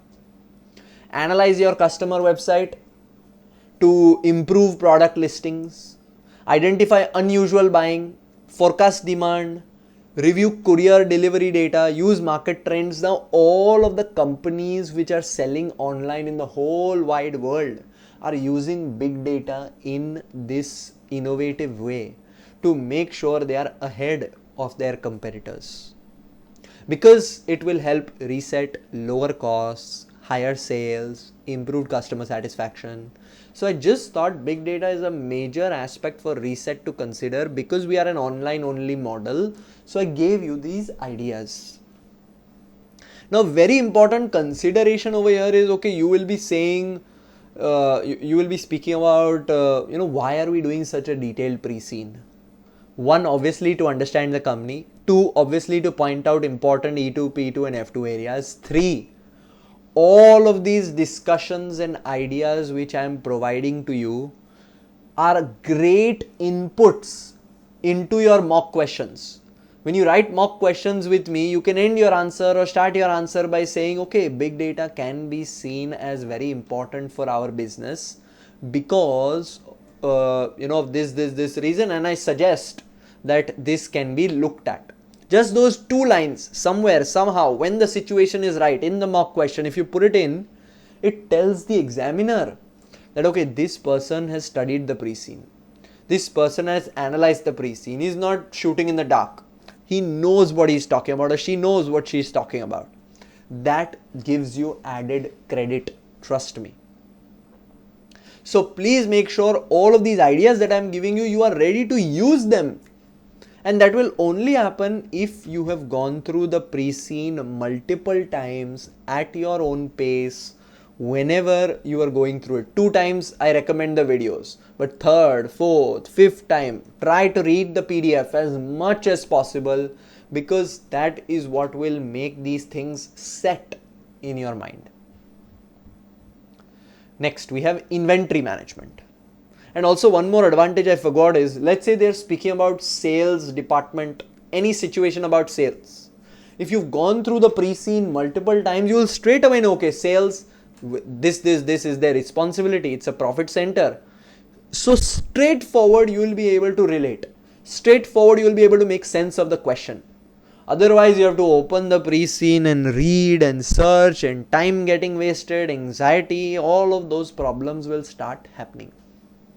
Knowing the pre-scene is a major step to success, which students often forget in spite of me mentioning its importance again and again.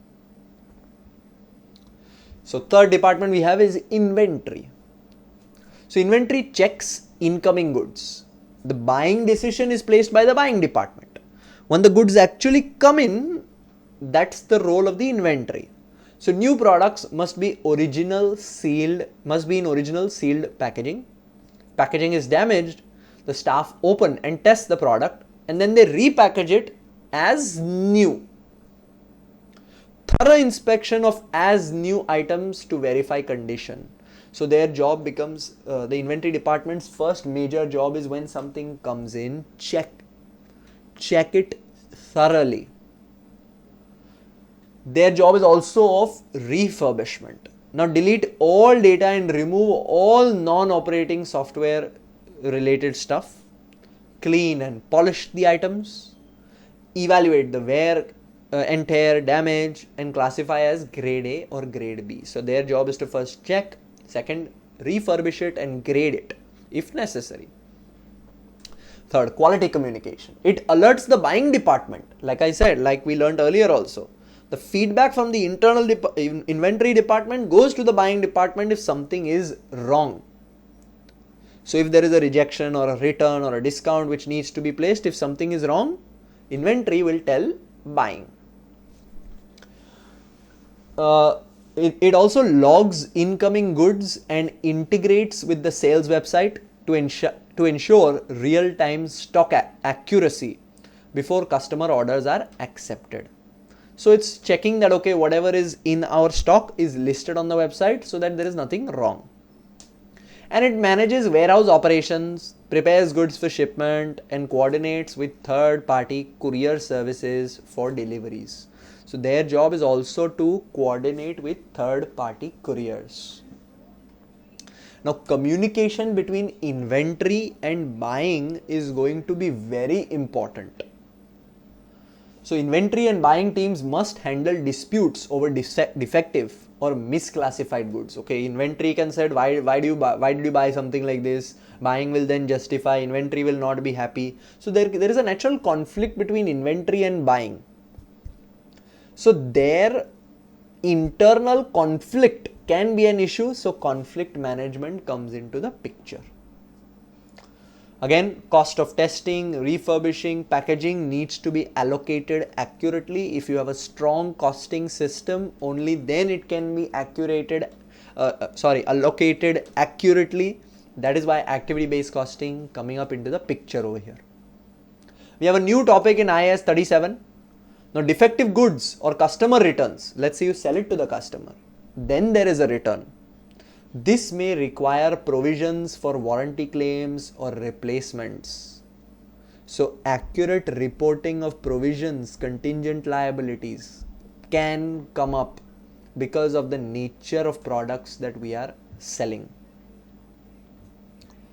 Fourth department we have is the admin department. Now admin approves trade credit for corporate customers placing bulk orders. Individual customers must prepay. We are taking prepayments via credit or debit card. Remember, you are receiving the revenue earlier. You are actually going to fulfill your obligation later. So revenue should be recorded when it's actually earned, not when it's received. So you cannot recognize revenue upon receival. You can recognize revenue when it's delivered to the customer and the customer is not going to return it. This is very important from IFRS 15's perspective. Please make a note of it. You're giving trade credit to corporate customers who buy in bulk. You'll give them 30-60 days to pay. Admin also handles bookkeeping and accounting. It manages the HR function, including recruitment, policies, employee management, and it oversees marketing and advertising.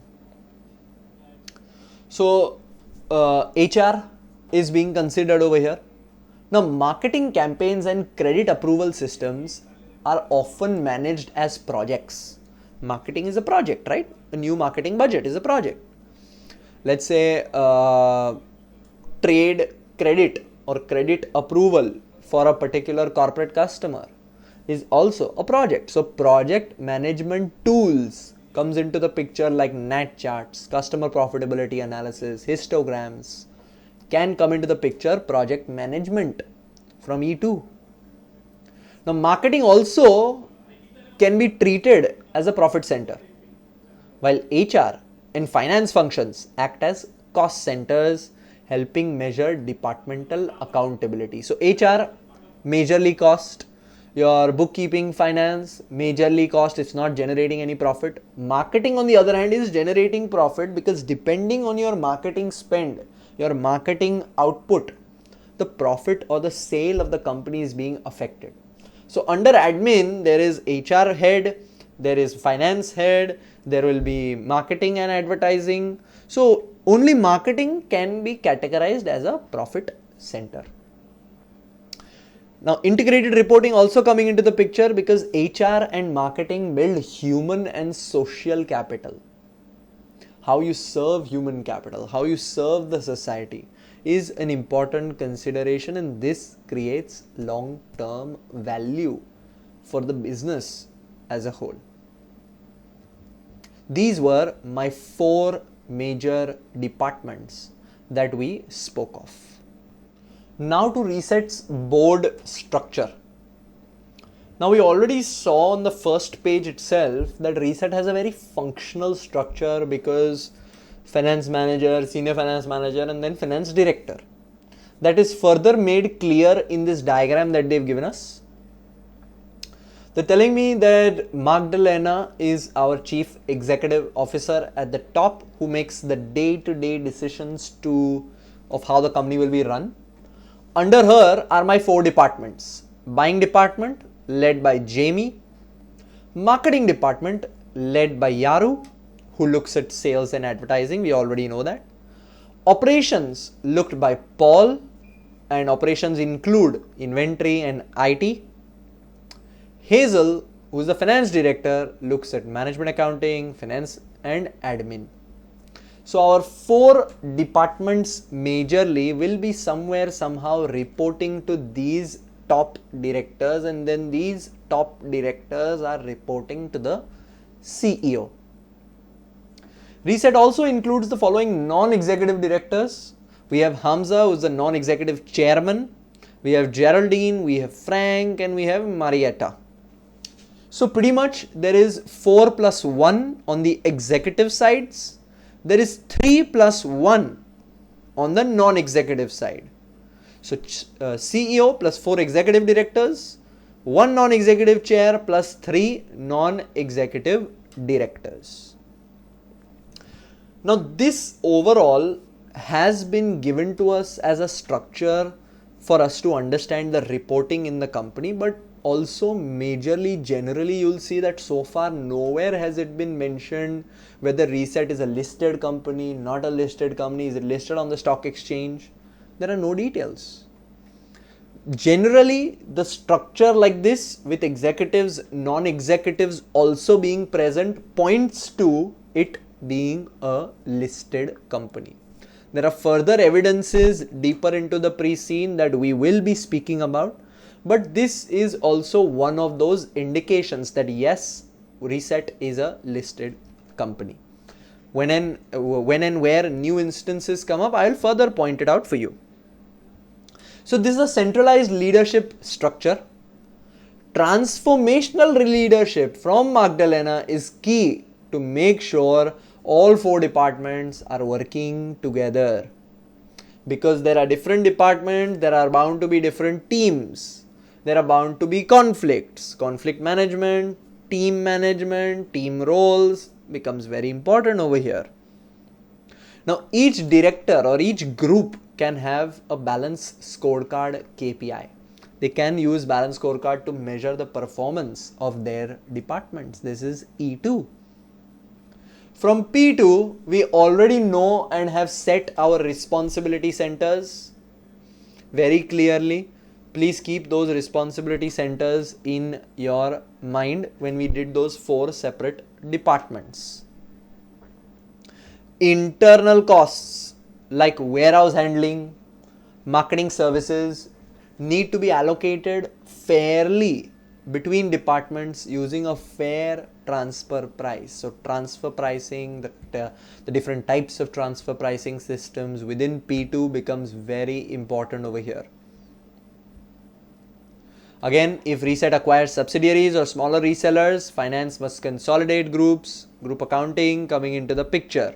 I've already spoken about WAC. I'm not speaking about, whenever I'm doing this analysis, you will see I'm picking out major topics. Doesn't mean that you also have to only focus on those topics. This box has been given to you so that you read it carefully, go through it carefully, but I'm picking up the major discussion aspects for you. Now, so far I have been speaking multiple times about transfer pricing. What is transfer pricing? I've already given you pretty much synopsis of the same, but I have now added a supplementary reading for you like I did for big data. I've added a supplementary reading now, but for transfer pricing, because a lot of students face difficulty with transfer pricing as a concept, so I want to discuss it. Now, transfer pricing is the pricing of goods or services exchanged between different parts but of the same company. Goods are transferred from buying to inventory. There has to be a price, right? Let's say there is warehouse rent. It has to be split between different departments. That's the transfer price. It becomes critical when divisions are measured separately for performance. If you see that if the buying department has done a good job or not, you have to treat it, you have to make sure that the costs which the buying department you have considered are only relating to the buying department. Only then it's fair, right? So for cost allocation, for performance management, transfer pricing also becomes key. That's one. Transfer pricing is also key when, let's say, in the future, a company operates in different tax jurisdictions. Let's say we open up a refurbishing center in a nearby country where the tax is much lower. So majorly transfer pricing is also used to move profits from higher tax countries to lower tax countries. So eventually the business pays less tax because tax is an expense. So what generally companies do is, okay, they will buy everything in Lamland. They will sell at a very high price to the refurbishing department in another country. So their cost in Lamland became very high. Cost became high, so tax will become less. So all of this is done to manage your tax. So transfer pricing is important for interdepartmental performance reporting, plus it can be used for tax purposes, tax management purposes.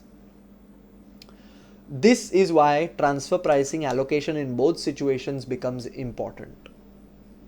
Now, relevance to Ressett is because Ressett has multiple departments and you may expand geographically or you may acquire smaller resellers. Transfer pricing matters for internal cost allocations, especially between departments which are responsibility centers. Some are profit centers, some are cost centers, investment centers. It's important that there is a fair evaluation of performance. Now, how transfer pricing applies to Ressett? First, let's say supply of goods. Now, the inventory department prepares and manages the stock, which is then sold internally to the sales department for listing on the website. So, transfer price must be set fairly to allocate the cost of goods, particularly refurbished goods, new goods, because this will help measure the efficiency of the inventory team. This will help measure the efficiency of the selling department. Same way, provision of services. The admin department provides services like marketing, HR, trade credit approval. These services need to be costed accurately and charged internally. So costs are fairly allocated to the admin department and managers are held accountable. Also, example one more is shared resources. Let's say the use of shared assets like warehouse, logistics systems may require internal transfer pricing. So these are all situations which can be created in the exam, how transfer pricing becomes relevant. The key consideration is going to be arm's length price. So prices between internal departments should be, this can't be just any price. Then tax people will say you're doing it just to move your tax. You're doing it, and managers will say this is not fair for my department. So it creates conflict. So it should be an arm's length price which is not inflated or deflated. Accurate transfer prices allow Ressett to treat divisions like cost, profit or investment centers. So it's very important that Ressett allocates costs fairly so that everybody is happy within and outside of the organization. So this was a transfer pricing situation just given to you, various angles given to you as part of a supplementary reading which I have created. Now to our business model. They've given us the business model for Ressett. If it was not already clear, the study of business models from your E2 syllabus is very important. First, we define value. Now, Ressett creates value for both its suppliers and its customers, because from suppliers you are buying in bulk, which are useless, and for customers you are selling at a price which is good for them. I just summarized everything for you. So we create value by for suppliers and for customers both. So Ressett runs a two-sided model for suppliers and for customers. Customer channel profitability will be key. So analyzing margins by channel and customer group helps Ressett identify the most profitable supplier partnerships, most profitable customer partnerships, so you can deal with both accordingly. Correctly applying IFRS 15 ensures that sales through non-traditional channels are recognized when control passes. I already gave you, when the customer pays, that's not when it's recorded. When your obligation is completed, that is when the revenue is recognized. That's defining value. Ressett creates value because we have created a new category of PCs and peripherals for customers. We sell equipment that has been selected with care and that has been checked where appropriate to ensure that it is in good condition. Customers can save a great deal of money by buying from Ressett rather than through traditional channels. So we have created a new market space altogether, low cost but checked PCs at the right customer price so that customers are happy. So quality becomes key for us. Looking at our profitability ratios, our liquidity ratios, our inventory ratios becomes key, important for us, because that is where value is being created. Next, so to summarize, how did we define value? We create value for suppliers and customers. How do we further create value? By creating a new market space altogether where customers can buy at a cheap price but trusted products. How do we deliver this value? This value is delivered because our products are checked and graded by experts. That gives customers a choice between different grades of equipment, from older models to newer models. And customers can choose between grades while being confident. So having the right quality checkers, quality indicators, quality performance measurement tools will be important to make sure that this trust that the customers are placing on us is not misplaced. So third, how do we deliver value? By checking and then providing. Last, Ressett adds value to PCs and peripherals that might otherwise have little or no commercial value to their owners. These items might be difficult to sell through other channels. Ressett then resells the PCs and peripherals to customers who wish to benefit from the low price. We have an expertise in buying and grading IT equipment to create value for sellers and for buyers. So overall, our business is to make sure that we are providing quality at the right price. Remembering your business model, how you define value, create value, deliver value and capture value is important, because you have to stay true to these values. These are your backbones, these are your business's backbone. You have to stay true to it and you have to be aware of it.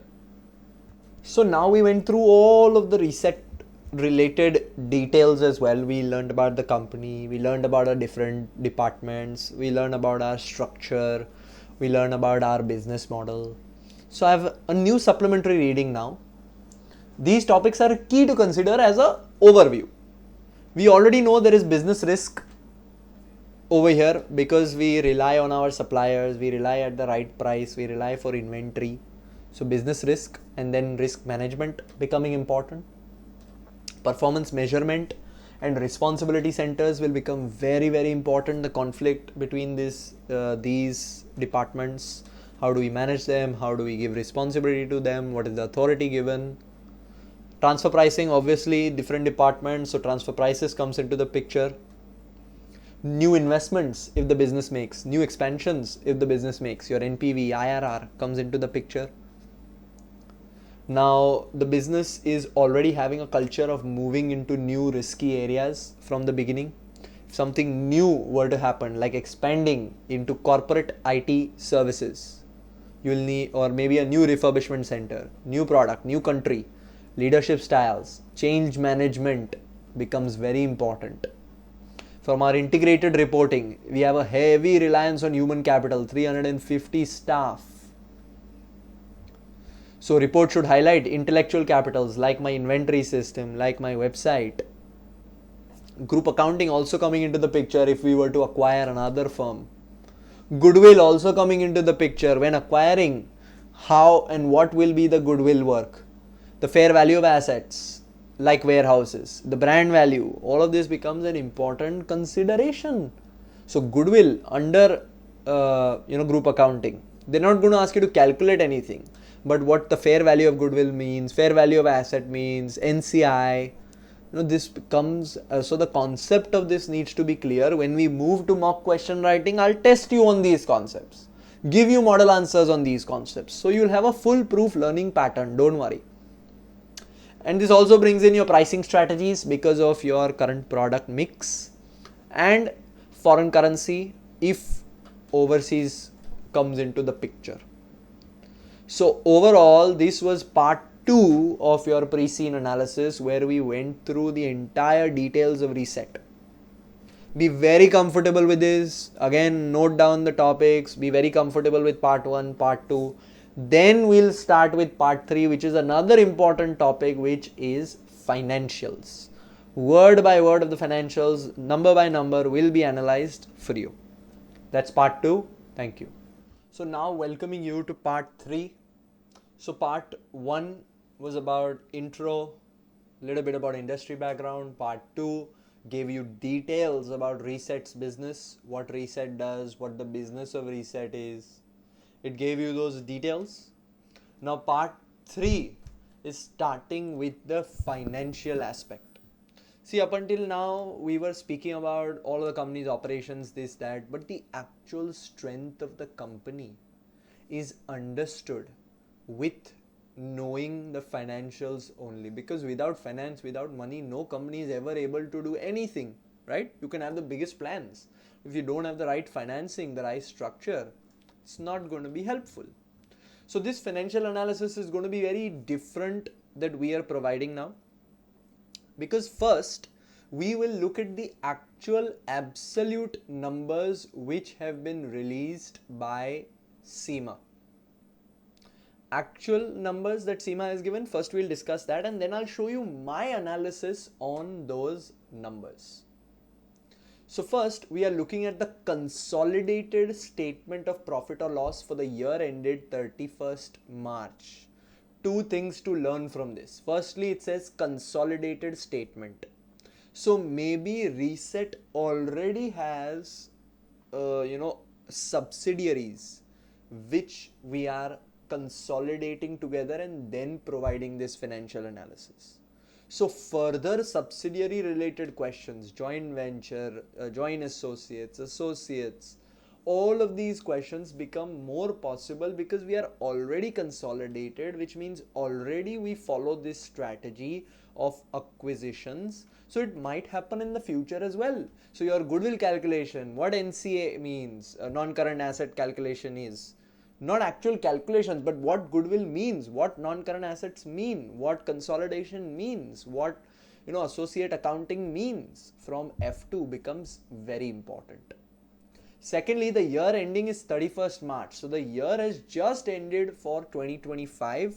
It's been April, May, June, July, August, and let's say September. 6 months since the new year has started, and 6 more months are pending for this year to end, this accounting year to end. It's not December.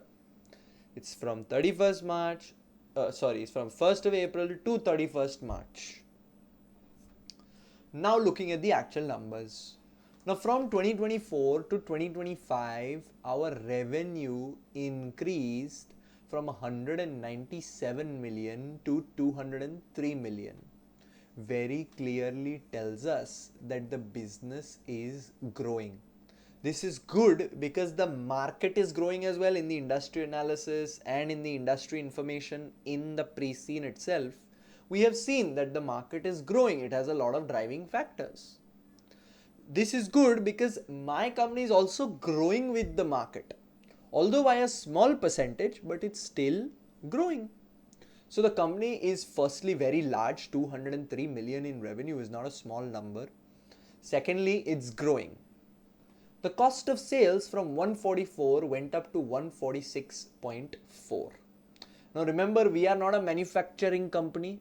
We are more of a service company where we are receiving a reseller and a service, let's put it that way, where we are receiving goods, we are reselling them in some cases we are refurbishing them and then selling them. So because we sold more, our revenue was high, but because of that high revenue, obviously we needed to acquire more PCs. So the cost of sales also went up. But you'll see that the amount by which the revenue increased is higher than the amount by which cost of sales went up. If you just look at it in absolute forms, you'll see cost of sales went up by 2.4 million, but revenue has roughly gone up by 6 million, right? So we were able to control our costs while increase the revenue, which is a good sign for the business. Next, because costs were controlled, gross profit increased. Roughly 3.6 million of our gross profit increased. From this, admin expenses are removed. A good sign, admin expenses were further controlled and admin expenses reduced from 29 to 28. So roughly 1 million saving in admin expenses, good consideration. Because of this, your operating profit increased healthy from 23.6 to 28.4, roughly 5 million increase. Your finance costs have remained the same, 0.7, so 700,000 is your interest payments. So this could mean that, okay, no new loans were taken this year. Ideally, this would mean that we'll make a deeper analysis when we go to the financial position, because we'll understand over there if a loan was taken or not. But since finance costs have remained the same, overall we can over here judge that, okay, loans remain the same. No new loan was taken. Costs were controlled, so overall your profit before tax increased with another 5 million roughly. The tax expense has gone up from 3 million to 3.9 million. One reason for tax going up, you made more profit, so you pay more tax. The second reason for tax going up is maybe, we'll look at it deeper into the pre-scene as well. Maybe over here, it's very clear so far that Ressett is only functioning in Lamland. Maybe there was some purchases, or there was a small associate or a small investment made in a different country.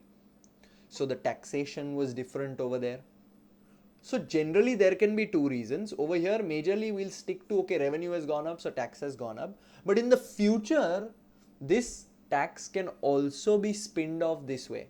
They can tell you, okay, we are setting up a new subsidiary. What will be the tax implications? Straight away in your mind, there should be, okay, new subsidiary. So there will be in a new country, new taxation rules. So we will have to set transfer prices fairly to showcase the tax fairly. Pretty much over here, more revenue made, so more tax paid. Overall, our profit for the year increased by roughly 4 million. Why? because all of the costs were controlled, but there was a little bit of a higher tax than last year. So profit for the year went up by 4 million. I can say that it's a pretty straightforward profit or loss statement. There is no big alarm bells ringing.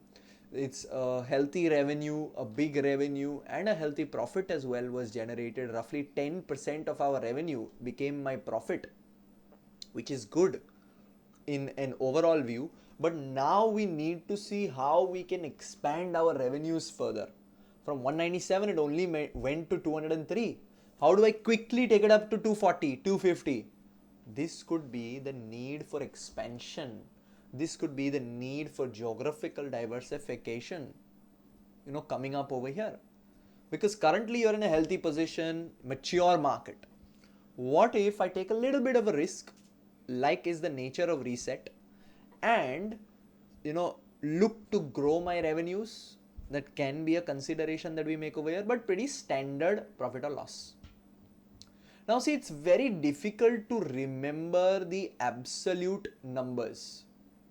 It's very difficult to remember, okay, revenue went up from 197 to 203. So 203 is my revenue. Profit before tax 22.9 to 27.7. So what we do is we create percentages for you so that life is much more easy. So you'll see revenue went up by 3.1%. But the cost only went up by 1.7%, which gave us a healthy gross profit of close to 7%. Admin expenses went down 3.7%. Overall, this gave a healthy increase in profit of 20.3%, and profit before tax was also roughly 21%. Why? Because effectively we were able to control our costs in a better way and maintain good margins of close to 10-11%, which is a good sign for any business, right? Now, why have I given you this percentage analysis, you'll say? Firstly, we are doing this in-depth analysis to understand our company's financials, to understand our company's backbone. Secondly, I am giving you these numbers, same like the ideas in the pre-scene, so that you can use it for practice in your mock questions and then eventually in your final exam as well, because the more you use these numbers, the more it tells the examiner that, okay, this person knows the pre-scene. This person has studied the company thoroughly. This adds your, this adds your integration marks, your business skill marks, because it will feel like you are working for Ressett. For example, you can just start your answer by saying, okay, revenue has gone up by 3%, which is a good sign, but blah, blah, blah, blah, blah. Continue your answer. Gross profit went up by 7%, or profit before tax, healthy 20%. Include any of these numbers. I'm not asking you to learn everything. All of these numbers, it's not humanly possible. But when you go through the pre-scene 7-8 times, you read through the PDF as many times as possible, you keep looking at these numbers, automatically one or two of these numbers will fix in your mind and you will be able to use it when the time is right. Because if you're not using this information in the answers in my practice questions, then naturally you're not building a habit, and then naturally you will not use this in the final exam, and then all of this pre-scene analysis will go for a waste. So this detailed analysis is being done for you, firstly to understand the company, secondly to relate important E2, P2 and F2 topics, and thirdly so that you can use these ideas, all of these ideas, to make your answer more integrative, to make your answer more related to our company Ressett. And trust me, these are just simple ways you can include Ressett information like these percentages to take your answer to the next level. Now everything that I discussed has been given to you in word form over here as well, just so that when you are reading the PDF, it turns out to be a good experience. But I've already explained it for you. Same way, they have given us the consolidated statement of changes in equity.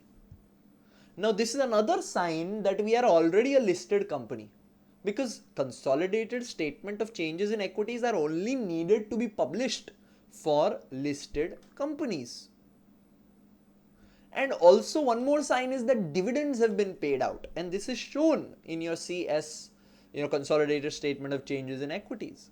So very clearly, I think now it's becoming very obvious that they've not mentioned it, but we are already a listed company. Keep this in mind. You are listed on the stock exchange. Easy access to finance, easy access to equity finance. And you are more visible, more credible company.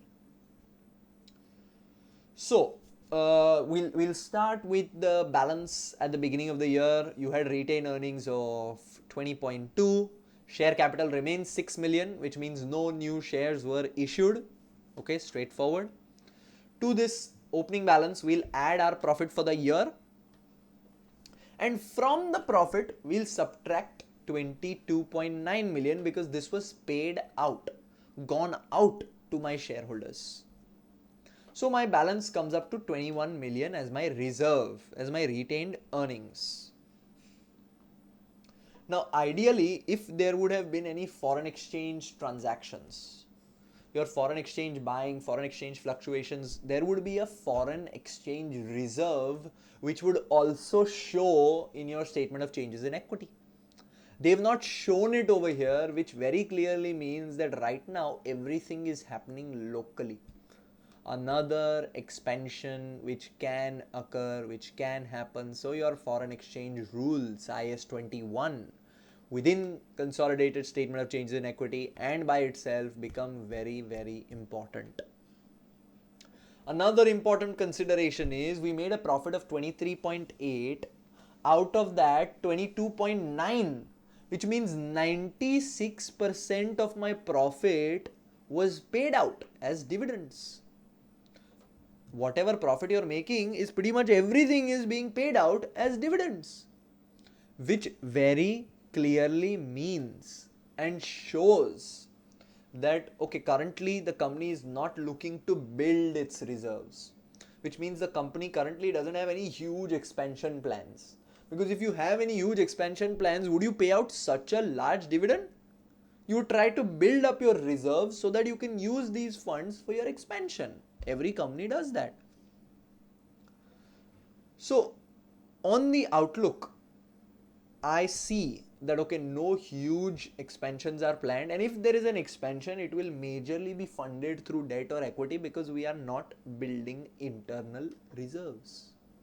Key consideration over here, 96% was paid out at dividends. This will affect your ratios, your financial ratios, which is part of your F2 syllabus. So you should know dividend payout ratio, what is paying high dividends, what ratios it affects. In the F2 syllabus, it has been covered. Hope you are making your topic list. Next, we have the consolidated statement of financial position or the balance sheet. So we look at each line. Our intangible assets, 2.2 million, remained at 2.2 million. Very clearly shows that there was no amortization or there was no huge value loss in the intangible assets. Yes, there would have been a little bit of a depreciation or an amortization, but that's not significant to showcase over here, and the values pretty much remain the same. So intangible assets are majorly for us our online sales channel or a website that we are running because we are an online only company. So intangible assets remain the same. Property, plant and equipment from 9.9 became 9.7. There can be two reasons for this. You sold some part of your property, plant and equipment. Second reason would be natural depreciation. Every year 5%, 10% depreciation occurs, right? So depreciation could have occurred over here, and that is why value has reduced or we sold, but nothing too alarming. Inventory from 14.8 became 15.2 million. Your trade and other receivables, the money that you're going to receive, from 15.8 became 16.1, and your bank balance also increased. You have 7.8 million in cash. So a good healthy bank balance is what we are currently holding. This brings my total assets to 51. So overall, I can see that if I look at my asset side, you'll see nothing too alarming. You'll see nothing that needs a very huge shout out, because it's pretty standard and very stable for a company that's been in business for 40 years. Same way, I'll go to the equity side. On the equity side, share capital, no new shares were issued, retained earnings went up. This figure is coming from your consolidated statement of changes in equities. Your loans from 8 million have remained 8 million. So no new changes in loans. This confirms why the finance cost remains the same. The trade and other payables from 12.5 became 12.2 and the tax has increased. Again, pretty standard, stable company. Again, to help you remember the stuff in a much better way, there is a analysis or a ratio analysis that we have created. The first very important figure for any company is return on capital employed. So this is, if a shareholder invests money in your company, what is his return? So from 0.69 or 69%, it went up to 81%, which is very lucrative for a shareholder. Clearly shows that if you invest $1 in your business, you get $1.81, which means the business is profitable, it's going to give you a good return, which means if I were to go to issue new shares tomorrow, people will be quick to take it up because my ROCE is strong. Another percentage, another metric which you can use in your answers to showcase the strength, stability of your company. Your non-current assets from 16.3 became 17.8. Why? Because revenue increased, but the non-current asset number went down. So you were able to use your assets in a better way to generate more revenue. So 17.8 becomes your non-current asset turnover ratio. Your current ratio and your quick ratio are also very strong. Current ratio should be 2:1, which means there should be 2, the value of current assets should be 2 and the value of current liabilities should be 1. If you look at our statement, you'll see that your current liabilities are 15.9 and your current assets are 39.1. So current assets are already double of current liabilities, which is a very good liquidity position to be in, 2.46. Same way, quick ratio, even if you remove inventory, your quick ratio should be 1:1. It's currently 1.5. Again, good situation. So if I look at the financials, the company is strong, mature, stable, all ratios positive, all ratios strong, which is very relevant for a company that's been in the market for 40 years. Another aspect I saw was gearing. Currently our gearing is only 23%, which means 23% of the funds needed to run the business are coming from loans. Everything else is coming from equity, from our weighted average cost of capital chapters from F2, which is your beginning chapters itself. It's very clear that debt is cheaper than equity to a certain extent. Why? Because debt is tax deductible. You, from your profit, you reduce the finance cost and then you pay tax on the profit after interest, right? So debt is tax deductible, so debt is cheaper. So now currently we do have good debt capacity, because right now only 23% is being financed by debt. So now we have a situation that if this company wants to expand, we have good debt capacity, we can take a loan and people will be willing to give us a loan because of our strong ratios and because of our current low debt capacity. So now this is important, because when we go to our mock questions and when we go to the final exam as well, you are going to have a question on financing. So you need to know that debt finance can be suggested for our company because currently we are lowly geared. the weighing scale difference of debt and equity in your F2 syllabus is being discussed over here. Debt is cheaper than equity. We have debt capacity, so this is a very important consideration for our company.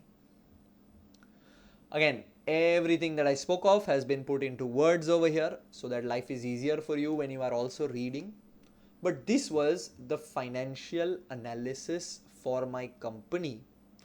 But this time they have gone ahead and given me something that is very, very unique. First time CIMA has included sustainability report analysis. So they are saying that Ressett publishes a sustainability report. So this is first time CIMA has included something like this within the financials, which very clearly means there is going to be a sustainability related angle in the questions. So your sustainability related topics from E2, P2 and F2, which we have pointed out and which we'll continue to point out, become ever more important. First, governance. The board actively oversees sustainability, discussing it at least twice a year. So there is board commitment for sustainability. Our core value is sustainability. It becomes very important that when you are writing anything, keep sustainability in mind, because your senior inventory department manager acts as a sustainability champion. He's been given the responsibility for sustainability. So board support is given to sustainability. You can understand how important it is. Then we have strategy. Resett's business model is inherently sustainable because we know we are creating value for the seller and for the buyer, for our customer, where we buy surplus species which would be otherwise be scrapped. Reselling these products reduces the demand for new manufacturing, which conserves your scarce resources. Operations are centered in a highly efficient distribution center. Sales are conducted online or via call center only, eliminating customer travel emissions. And logistics are carefully managed with the goal of achieving net zero carbon by 2030. This is our company's goal. You have to stay true to it. You have to keep it in mind when you suggest something, when you speak about something. Make sure you are true to this goal. You just can't say, let's open up a new factory. But what about your net zero carbon goal by 2030? You'll have to write it like, okay, we can open up a new distribution center, but we'll have to make sure that the distribution center is very efficient and emissions are limited so that we meet our net zero carbon goal by 2030. The two ways of writing the same thing, but the second way is going to get you much more higher marks because it tells the examiner that you have studied the precine. These are all core values of your company which you cannot just abandon when you write your answer. Next, risk management. The wider PC industry faces criticism for creating e-waste and pollution. Ressett mitigates this by working with manufacturers, retailers, and users to extend the life of IT equipment, delaying disposal as much as possible. Now, Ressett tracks CO2 emissions from its distribution center. Energy saving initiatives like efficient lighting saved 5% CO2 reduction in the year ending 30th September 2025. Courier partners must demonstrate energy efficient practices with 80% of deliveries using electric vehicles for at least part of the journey. So very clearly, it has to be at the core of our operations, at the core of our strategy, that we are sustainable. This can be used for marketing, new projects, anything new that you do. All of this has to be kept in your mind because this is the first time a sustainability report like this has been published by CIMA in the pre-scene. So it becomes your job to be aware of it, your job to use it when the time comes in mock questions. If you don't use it, if you don't keep this in mind, trust me, you're losing out free marks. So this relates to your sustainability strategy, which very clearly is carbon neutral by 2030. This relates to your business model. We have already been clear about our business model, which we have spoken about, but what gets added over here is minimizing carbon footprint. This word was not very extensively used in the business model, but remember, this is at the core of our business model. This also relates to stakeholder management and Mendelow's matrix. Why? Because we'll have to manage relationships with suppliers, courier companies, regulators in a much better way, keeping in mind carbon emissions and EV delivery targets. This also brings in leadership, because from the board, from the top level itself, sustainability is being given importance. This also addresses risk, because if you are increasing your e-waste, if you don't meet your goals of carbon neutral by 2030, it's going to affect your reputation. This also brings in project management. Why? Because if you don't, if you don't treat it as a project, if you don't treat it as a goal, then you will not be able to meet it. So it becomes very important to make sure that this change is embraced within the business, and we track the performance using balanced scorecard, making sure that correct KPIs are set to make sure that the non-financials like carbon emissions, reduction in wastage, increase in deliveries using electric vehicles, all of this is actually tracked. Because if we don't track it, then naturally we are going to lose out on our goal. Also brings in responsibility, because it helps to evaluate the distribution center and logistics partners, how they are doing, how they are relating to their sustainability goals. This becomes very important for us. Coming to F2, integrated reporting, because this links directly to sustainability reporting and your 6 capitals, especially natural capital over here or social capital in this case. Integrated reporting becoming very important. Your environmental costs and provisions covers accounting for environmental investments like energy efficient systems, and if you don't, or let's say if you do something which violates the environmental laws, there might be a provision that you might have to make, contingent liability that you might have to make. All of this is going to affect your ratios, because meeting sustainability goals is also a cost. So measures how sustainability initiatives such as CO2 reduction affect profitability, affect gearing, affect investor confidence.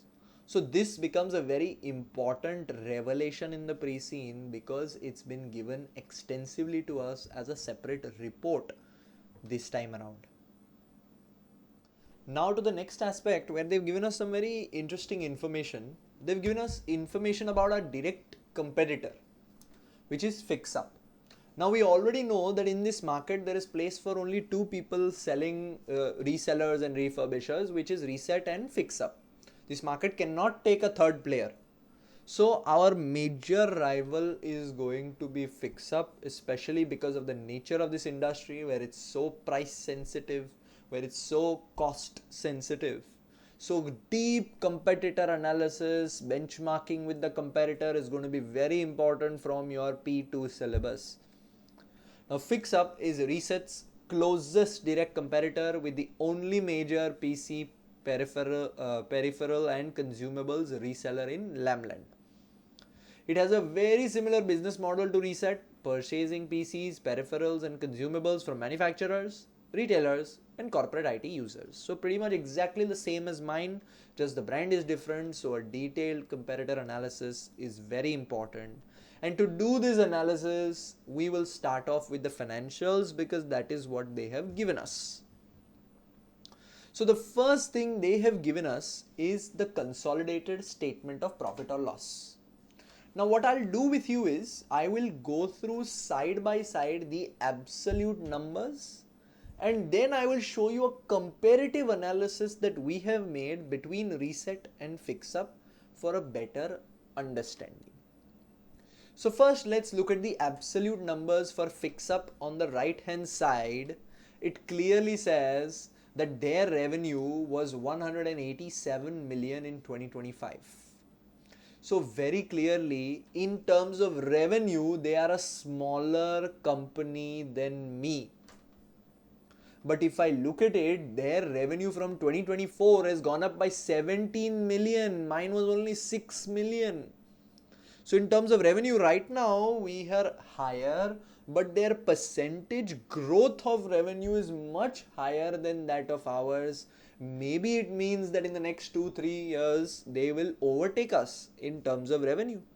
Maybe it's time for us to do something different to stay ahead of my competitor.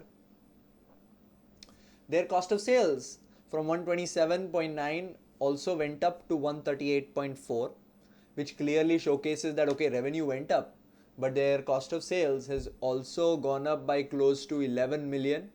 So their revenue went up by 17 million, their cost of sales went up by 11 million, which means they were also able to control their costs, and their gross profit is healthy at 48.6 million, which is less than ours, obviously, because revenue is less than ours. Their admin expenses went up by close to 5 million, whereas mine went down. So I am able to better control my admin expenses. I am better able to control my cost of sales, maybe because of our current practices. Their operating profit is also healthy. Their finance costs have also remained the same. Their tax went up, but profit for the year for them also showcased a good strong 1.4 million increase. If you look at it overall, we were able to control the costs better, and that is why our profit growth is better than theirs. If you look at our growth in profit, you will see roughly by 3 million our profit has increased, 3-4 million. For them, even though their revenue went up by a huge percentage, their profit went up by only 1.4 million. So very clearly, okay, maybe they are pumping in the money right now, maybe they are increasing their spend on admin, maybe they are increasing their spend on other operating expenses so that they can gain as much as revenue or market share as possible. So from my statement of profit or loss analysis, very clearly both the companies are profitable. Their revenue growth is something that I need to worry about, which is very clearly visible in this comparative profit or loss analysis that I have presented for you. You will see that my revenue is on, this is something that we have created for you. So my revenue has gone up by 3.1% and theirs by 10%. Their cost of sales went up by 8.2, mine by only 1.7. So we are currently able to control the costs in a better way, but their gross profit also went up by 14%, which means in spite of their costs also being high, their gross profit was still very healthy. All of this is supported by a great increase in their revenue. So what have they done? Maybe a benchmarking project is on the cards this year. What did they do last year that their revenue jumped up by 10%? Again, their revenue might be supported by increase in admin expenses like more marketing, or maybe better deal that they got in a certain purchase, bulk purchase. But their increase in admin expenses was close to 18%, while mine went down. Both finance expenses have remained the same, showing that no new loans were taken. Operating profit for us went up by 20% and for them only 10%. Why? Because their admin expense increase was large. So maybe they are foregoing short-term profit to make sure that they gain revenue, gain market share for the longer term. But currently our operating numbers are much bigger than theirs. The tax for both companies is pretty much the same. Our margins are also better because we have been able to control the costs. It's as simple as that. So now in the coming year, it will be very important to benchmark to see what fix up is doing to increase his revenue by such a huge percentage, and also what they did in their admin department which gave them such an increase in admin expenses which could have also bolstered their revenue. Now all of this we are only understanding because we are doing this comparative analysis. Otherwise, how are these ideas even going to come to your mind? That's the advantage of doing this comparative analysis this way, where we first analyze the actual numbers, then we go to the percentages to make sense of things in a better way. Again, all of this you can use in your mock questions. These are all ideas. Say that our competitor's revenue has gone up by 10%. It's time that Ressett does something new. This one line, I'm not asking you to remember all of these numbers. There is a huge quantity of numbers, I know that.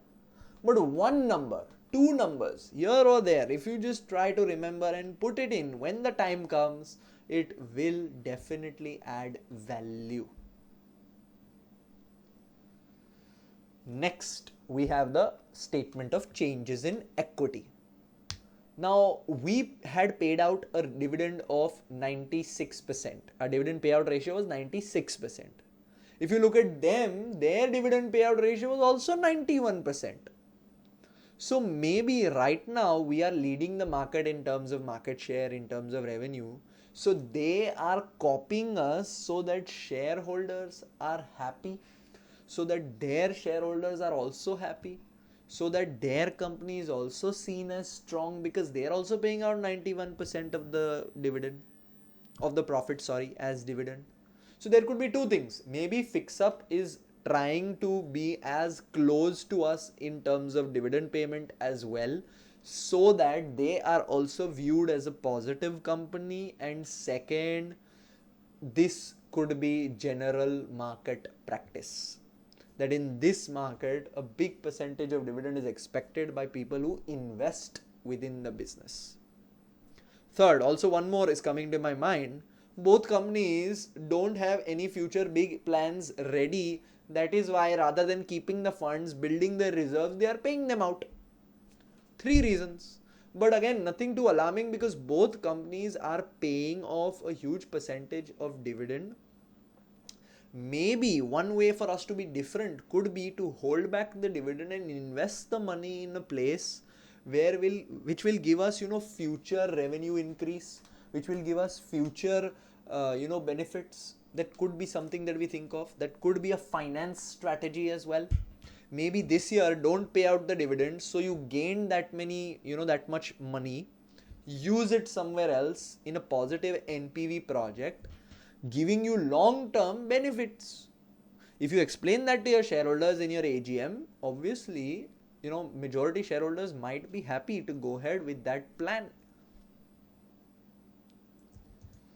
This is your statement of changes in equity analysis. Same way, we now have a statement of financial position. Over here, we have already seen Ressett, but let's look at it line by line. Intangible assets for both have remained the same. For them, property, plant and equipment has gone up. For us, it's gone down. I already gave you the reasons. For them, it could have gone up, maybe a slight purchase or maybe a revaluation, an upward revaluation took place. Inventory for them, pretty standard. Trade receivables, pretty standard. The bank balance is also pretty standard. So total assets, if I look at equity, it's remained the same. Retained earnings went up. Their loans are at 10 million. Ours was at 8 million. Current liabilities also pretty standard. Now I don't see a huge issue or error or area that they are losing out on or they are missing out on in the statement of financial position. It's pretty standard, which you'll see in my ratio analysis as well. Pretty comparative, pretty same I will say, except for the ROCE, because our operating profit divided by the capital employed. Our capital employed is less and our profit generation is currently very high.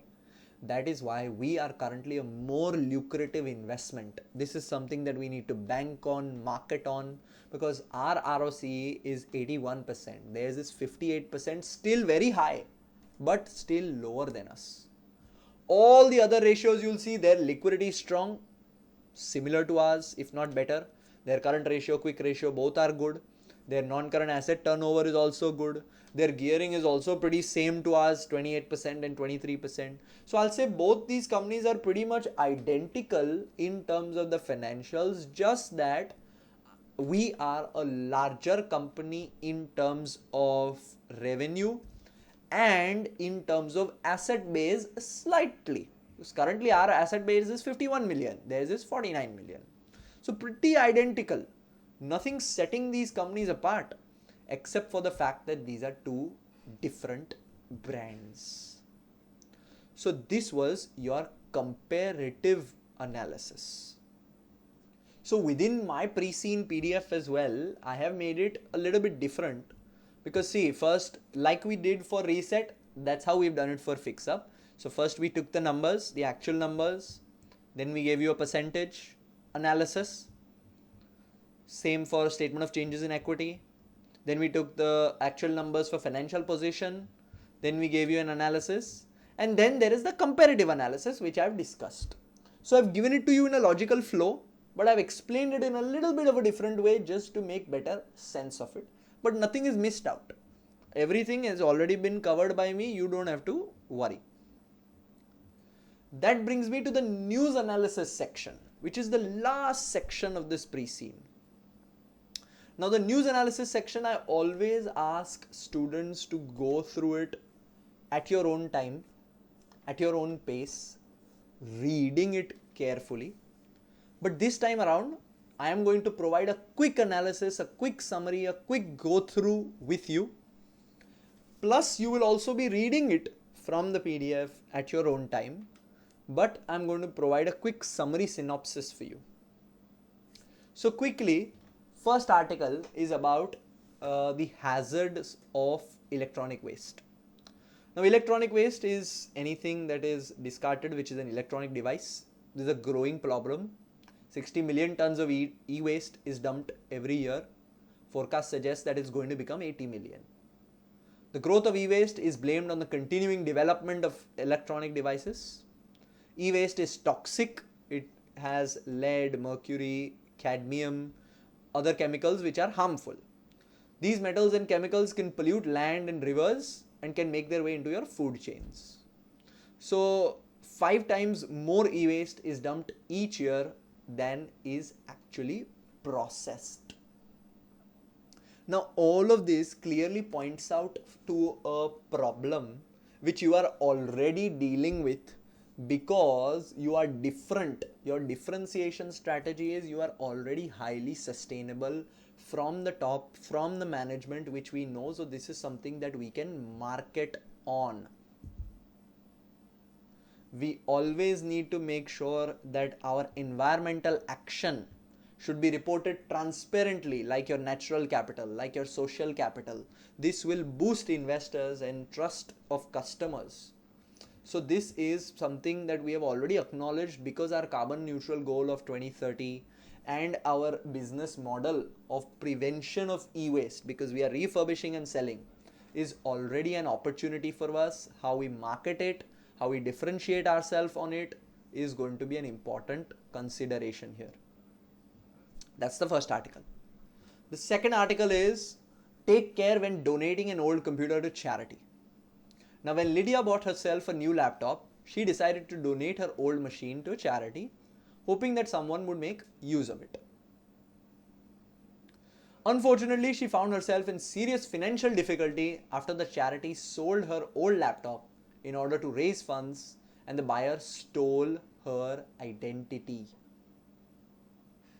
She had deleted all of her files before making her donation, but did not realize that access to files can often be restored even though they appear to have been deleted.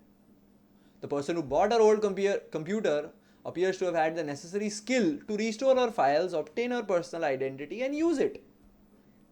She was unaware of this until she checked her bank balance and discovered that her account had been completely emptied. Luckily, her bank agreed to refund the money that she lost, but the perpetrator has not been identified.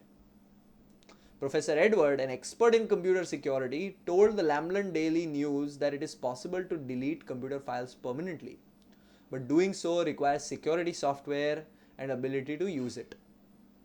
This is a big issue for your business, because if people are not willing to buy refurbished laptops, firstly, or if people are not willing to sell you refurbished laptops, there is a business risk. But as a brand, this becomes an opportunity for you because you have been in the market for 40 years. You know, or you have the experts needed to delete all the files, so people will be more interested in selling their old computers to you. So Ressett must securely handle customer data for any avoidance of any risks, because this could lead to your provisions under IFRS. But this is an opportunity for you because you as a brand can be trusted. You need to have the right expertise, or you have the right expertise since 40 years, so people will want to sell you. This is a risk as well as an opportunity. That's the second article. Third, Lambland Daily News, buying used computers on online marketplaces. Now there are several choices available to you when you're buying a computer. You can buy it online. There are several of these, all of which are intended to put buyers and sellers in contact with one another. This is an online marketplace, not a reseller. This is like your Facebook marketplace or an OLX, or anywhere where you can list your product, customer can directly buy. So online marketplaces usually have powerful search facilities, which makes it possible to search for a specific product. You might, for example, search for a laptop that is related as being in good condition. Hopefully that will offer a range of potential purchases. It may be possible to get further indication of the laptop's condition because sellers usually provide HD photos. Some sellers offer items for sale at a fixed price, while others will invite bids. The website will display the highest bid and the item is normally going to the highest bidder. Simple.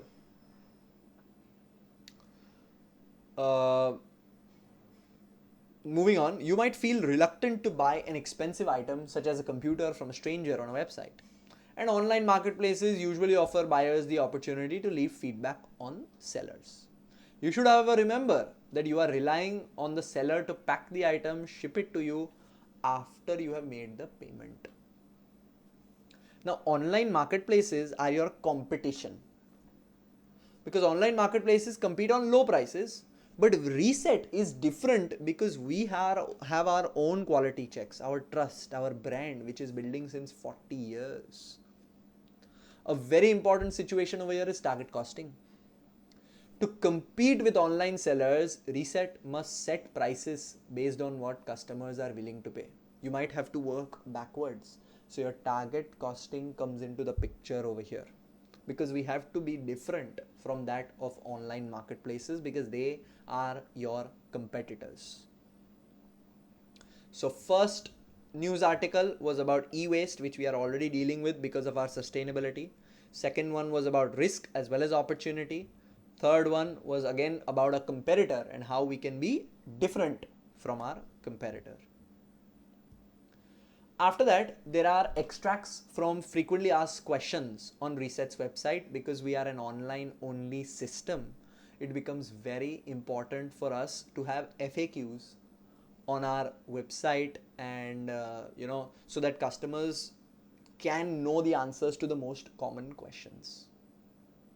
So will I be able to talk to a human if I telephone your call center? It's open 7 days a week, 8 a.m. to 8 p.m. We staff specialist pre-purchase advisors and after sale services. Both is offered. This is very important for customer satisfaction and customer perspective in the balance scorecard. That's the first question. Second, if I buy one of your refurbished laptops, will I get the software that the previous owner installed? I'm looking for a package that includes a word processor, a spreadsheet, and a presentation package. So all PCs include an operating system only. All other software is deleted to comply with license conditions. Leaving old software would make Ressett legally responsible for breaches. So leaving unlicensed software could expose Ressett to legal liabilities, fines. So this is something that we'll have to be very, very, very careful of, and this is a risk from our perspective. Next, what is the difference between internal and external DVD writers, and which would be better for backing up the data on my laptop? Internal writers are for desktops only. External writers connect via USB and work with both desktop and laptop. So this is a technical question that is being asked, and it's clearly shown that after sales services, that clarity, that technical expertise is provided for any question that is asked. Do you sell network cables? Ressett sells network cables in various lengths. So these are accessories which we are selling. So by selling network accessories, Ressett expands its ecosystem. Remember, we have to keep doing something new to expand my revenue, because complementary products are key for customers. Next, if I buy a computer, is there a limit to the number of times that I can contact your call center?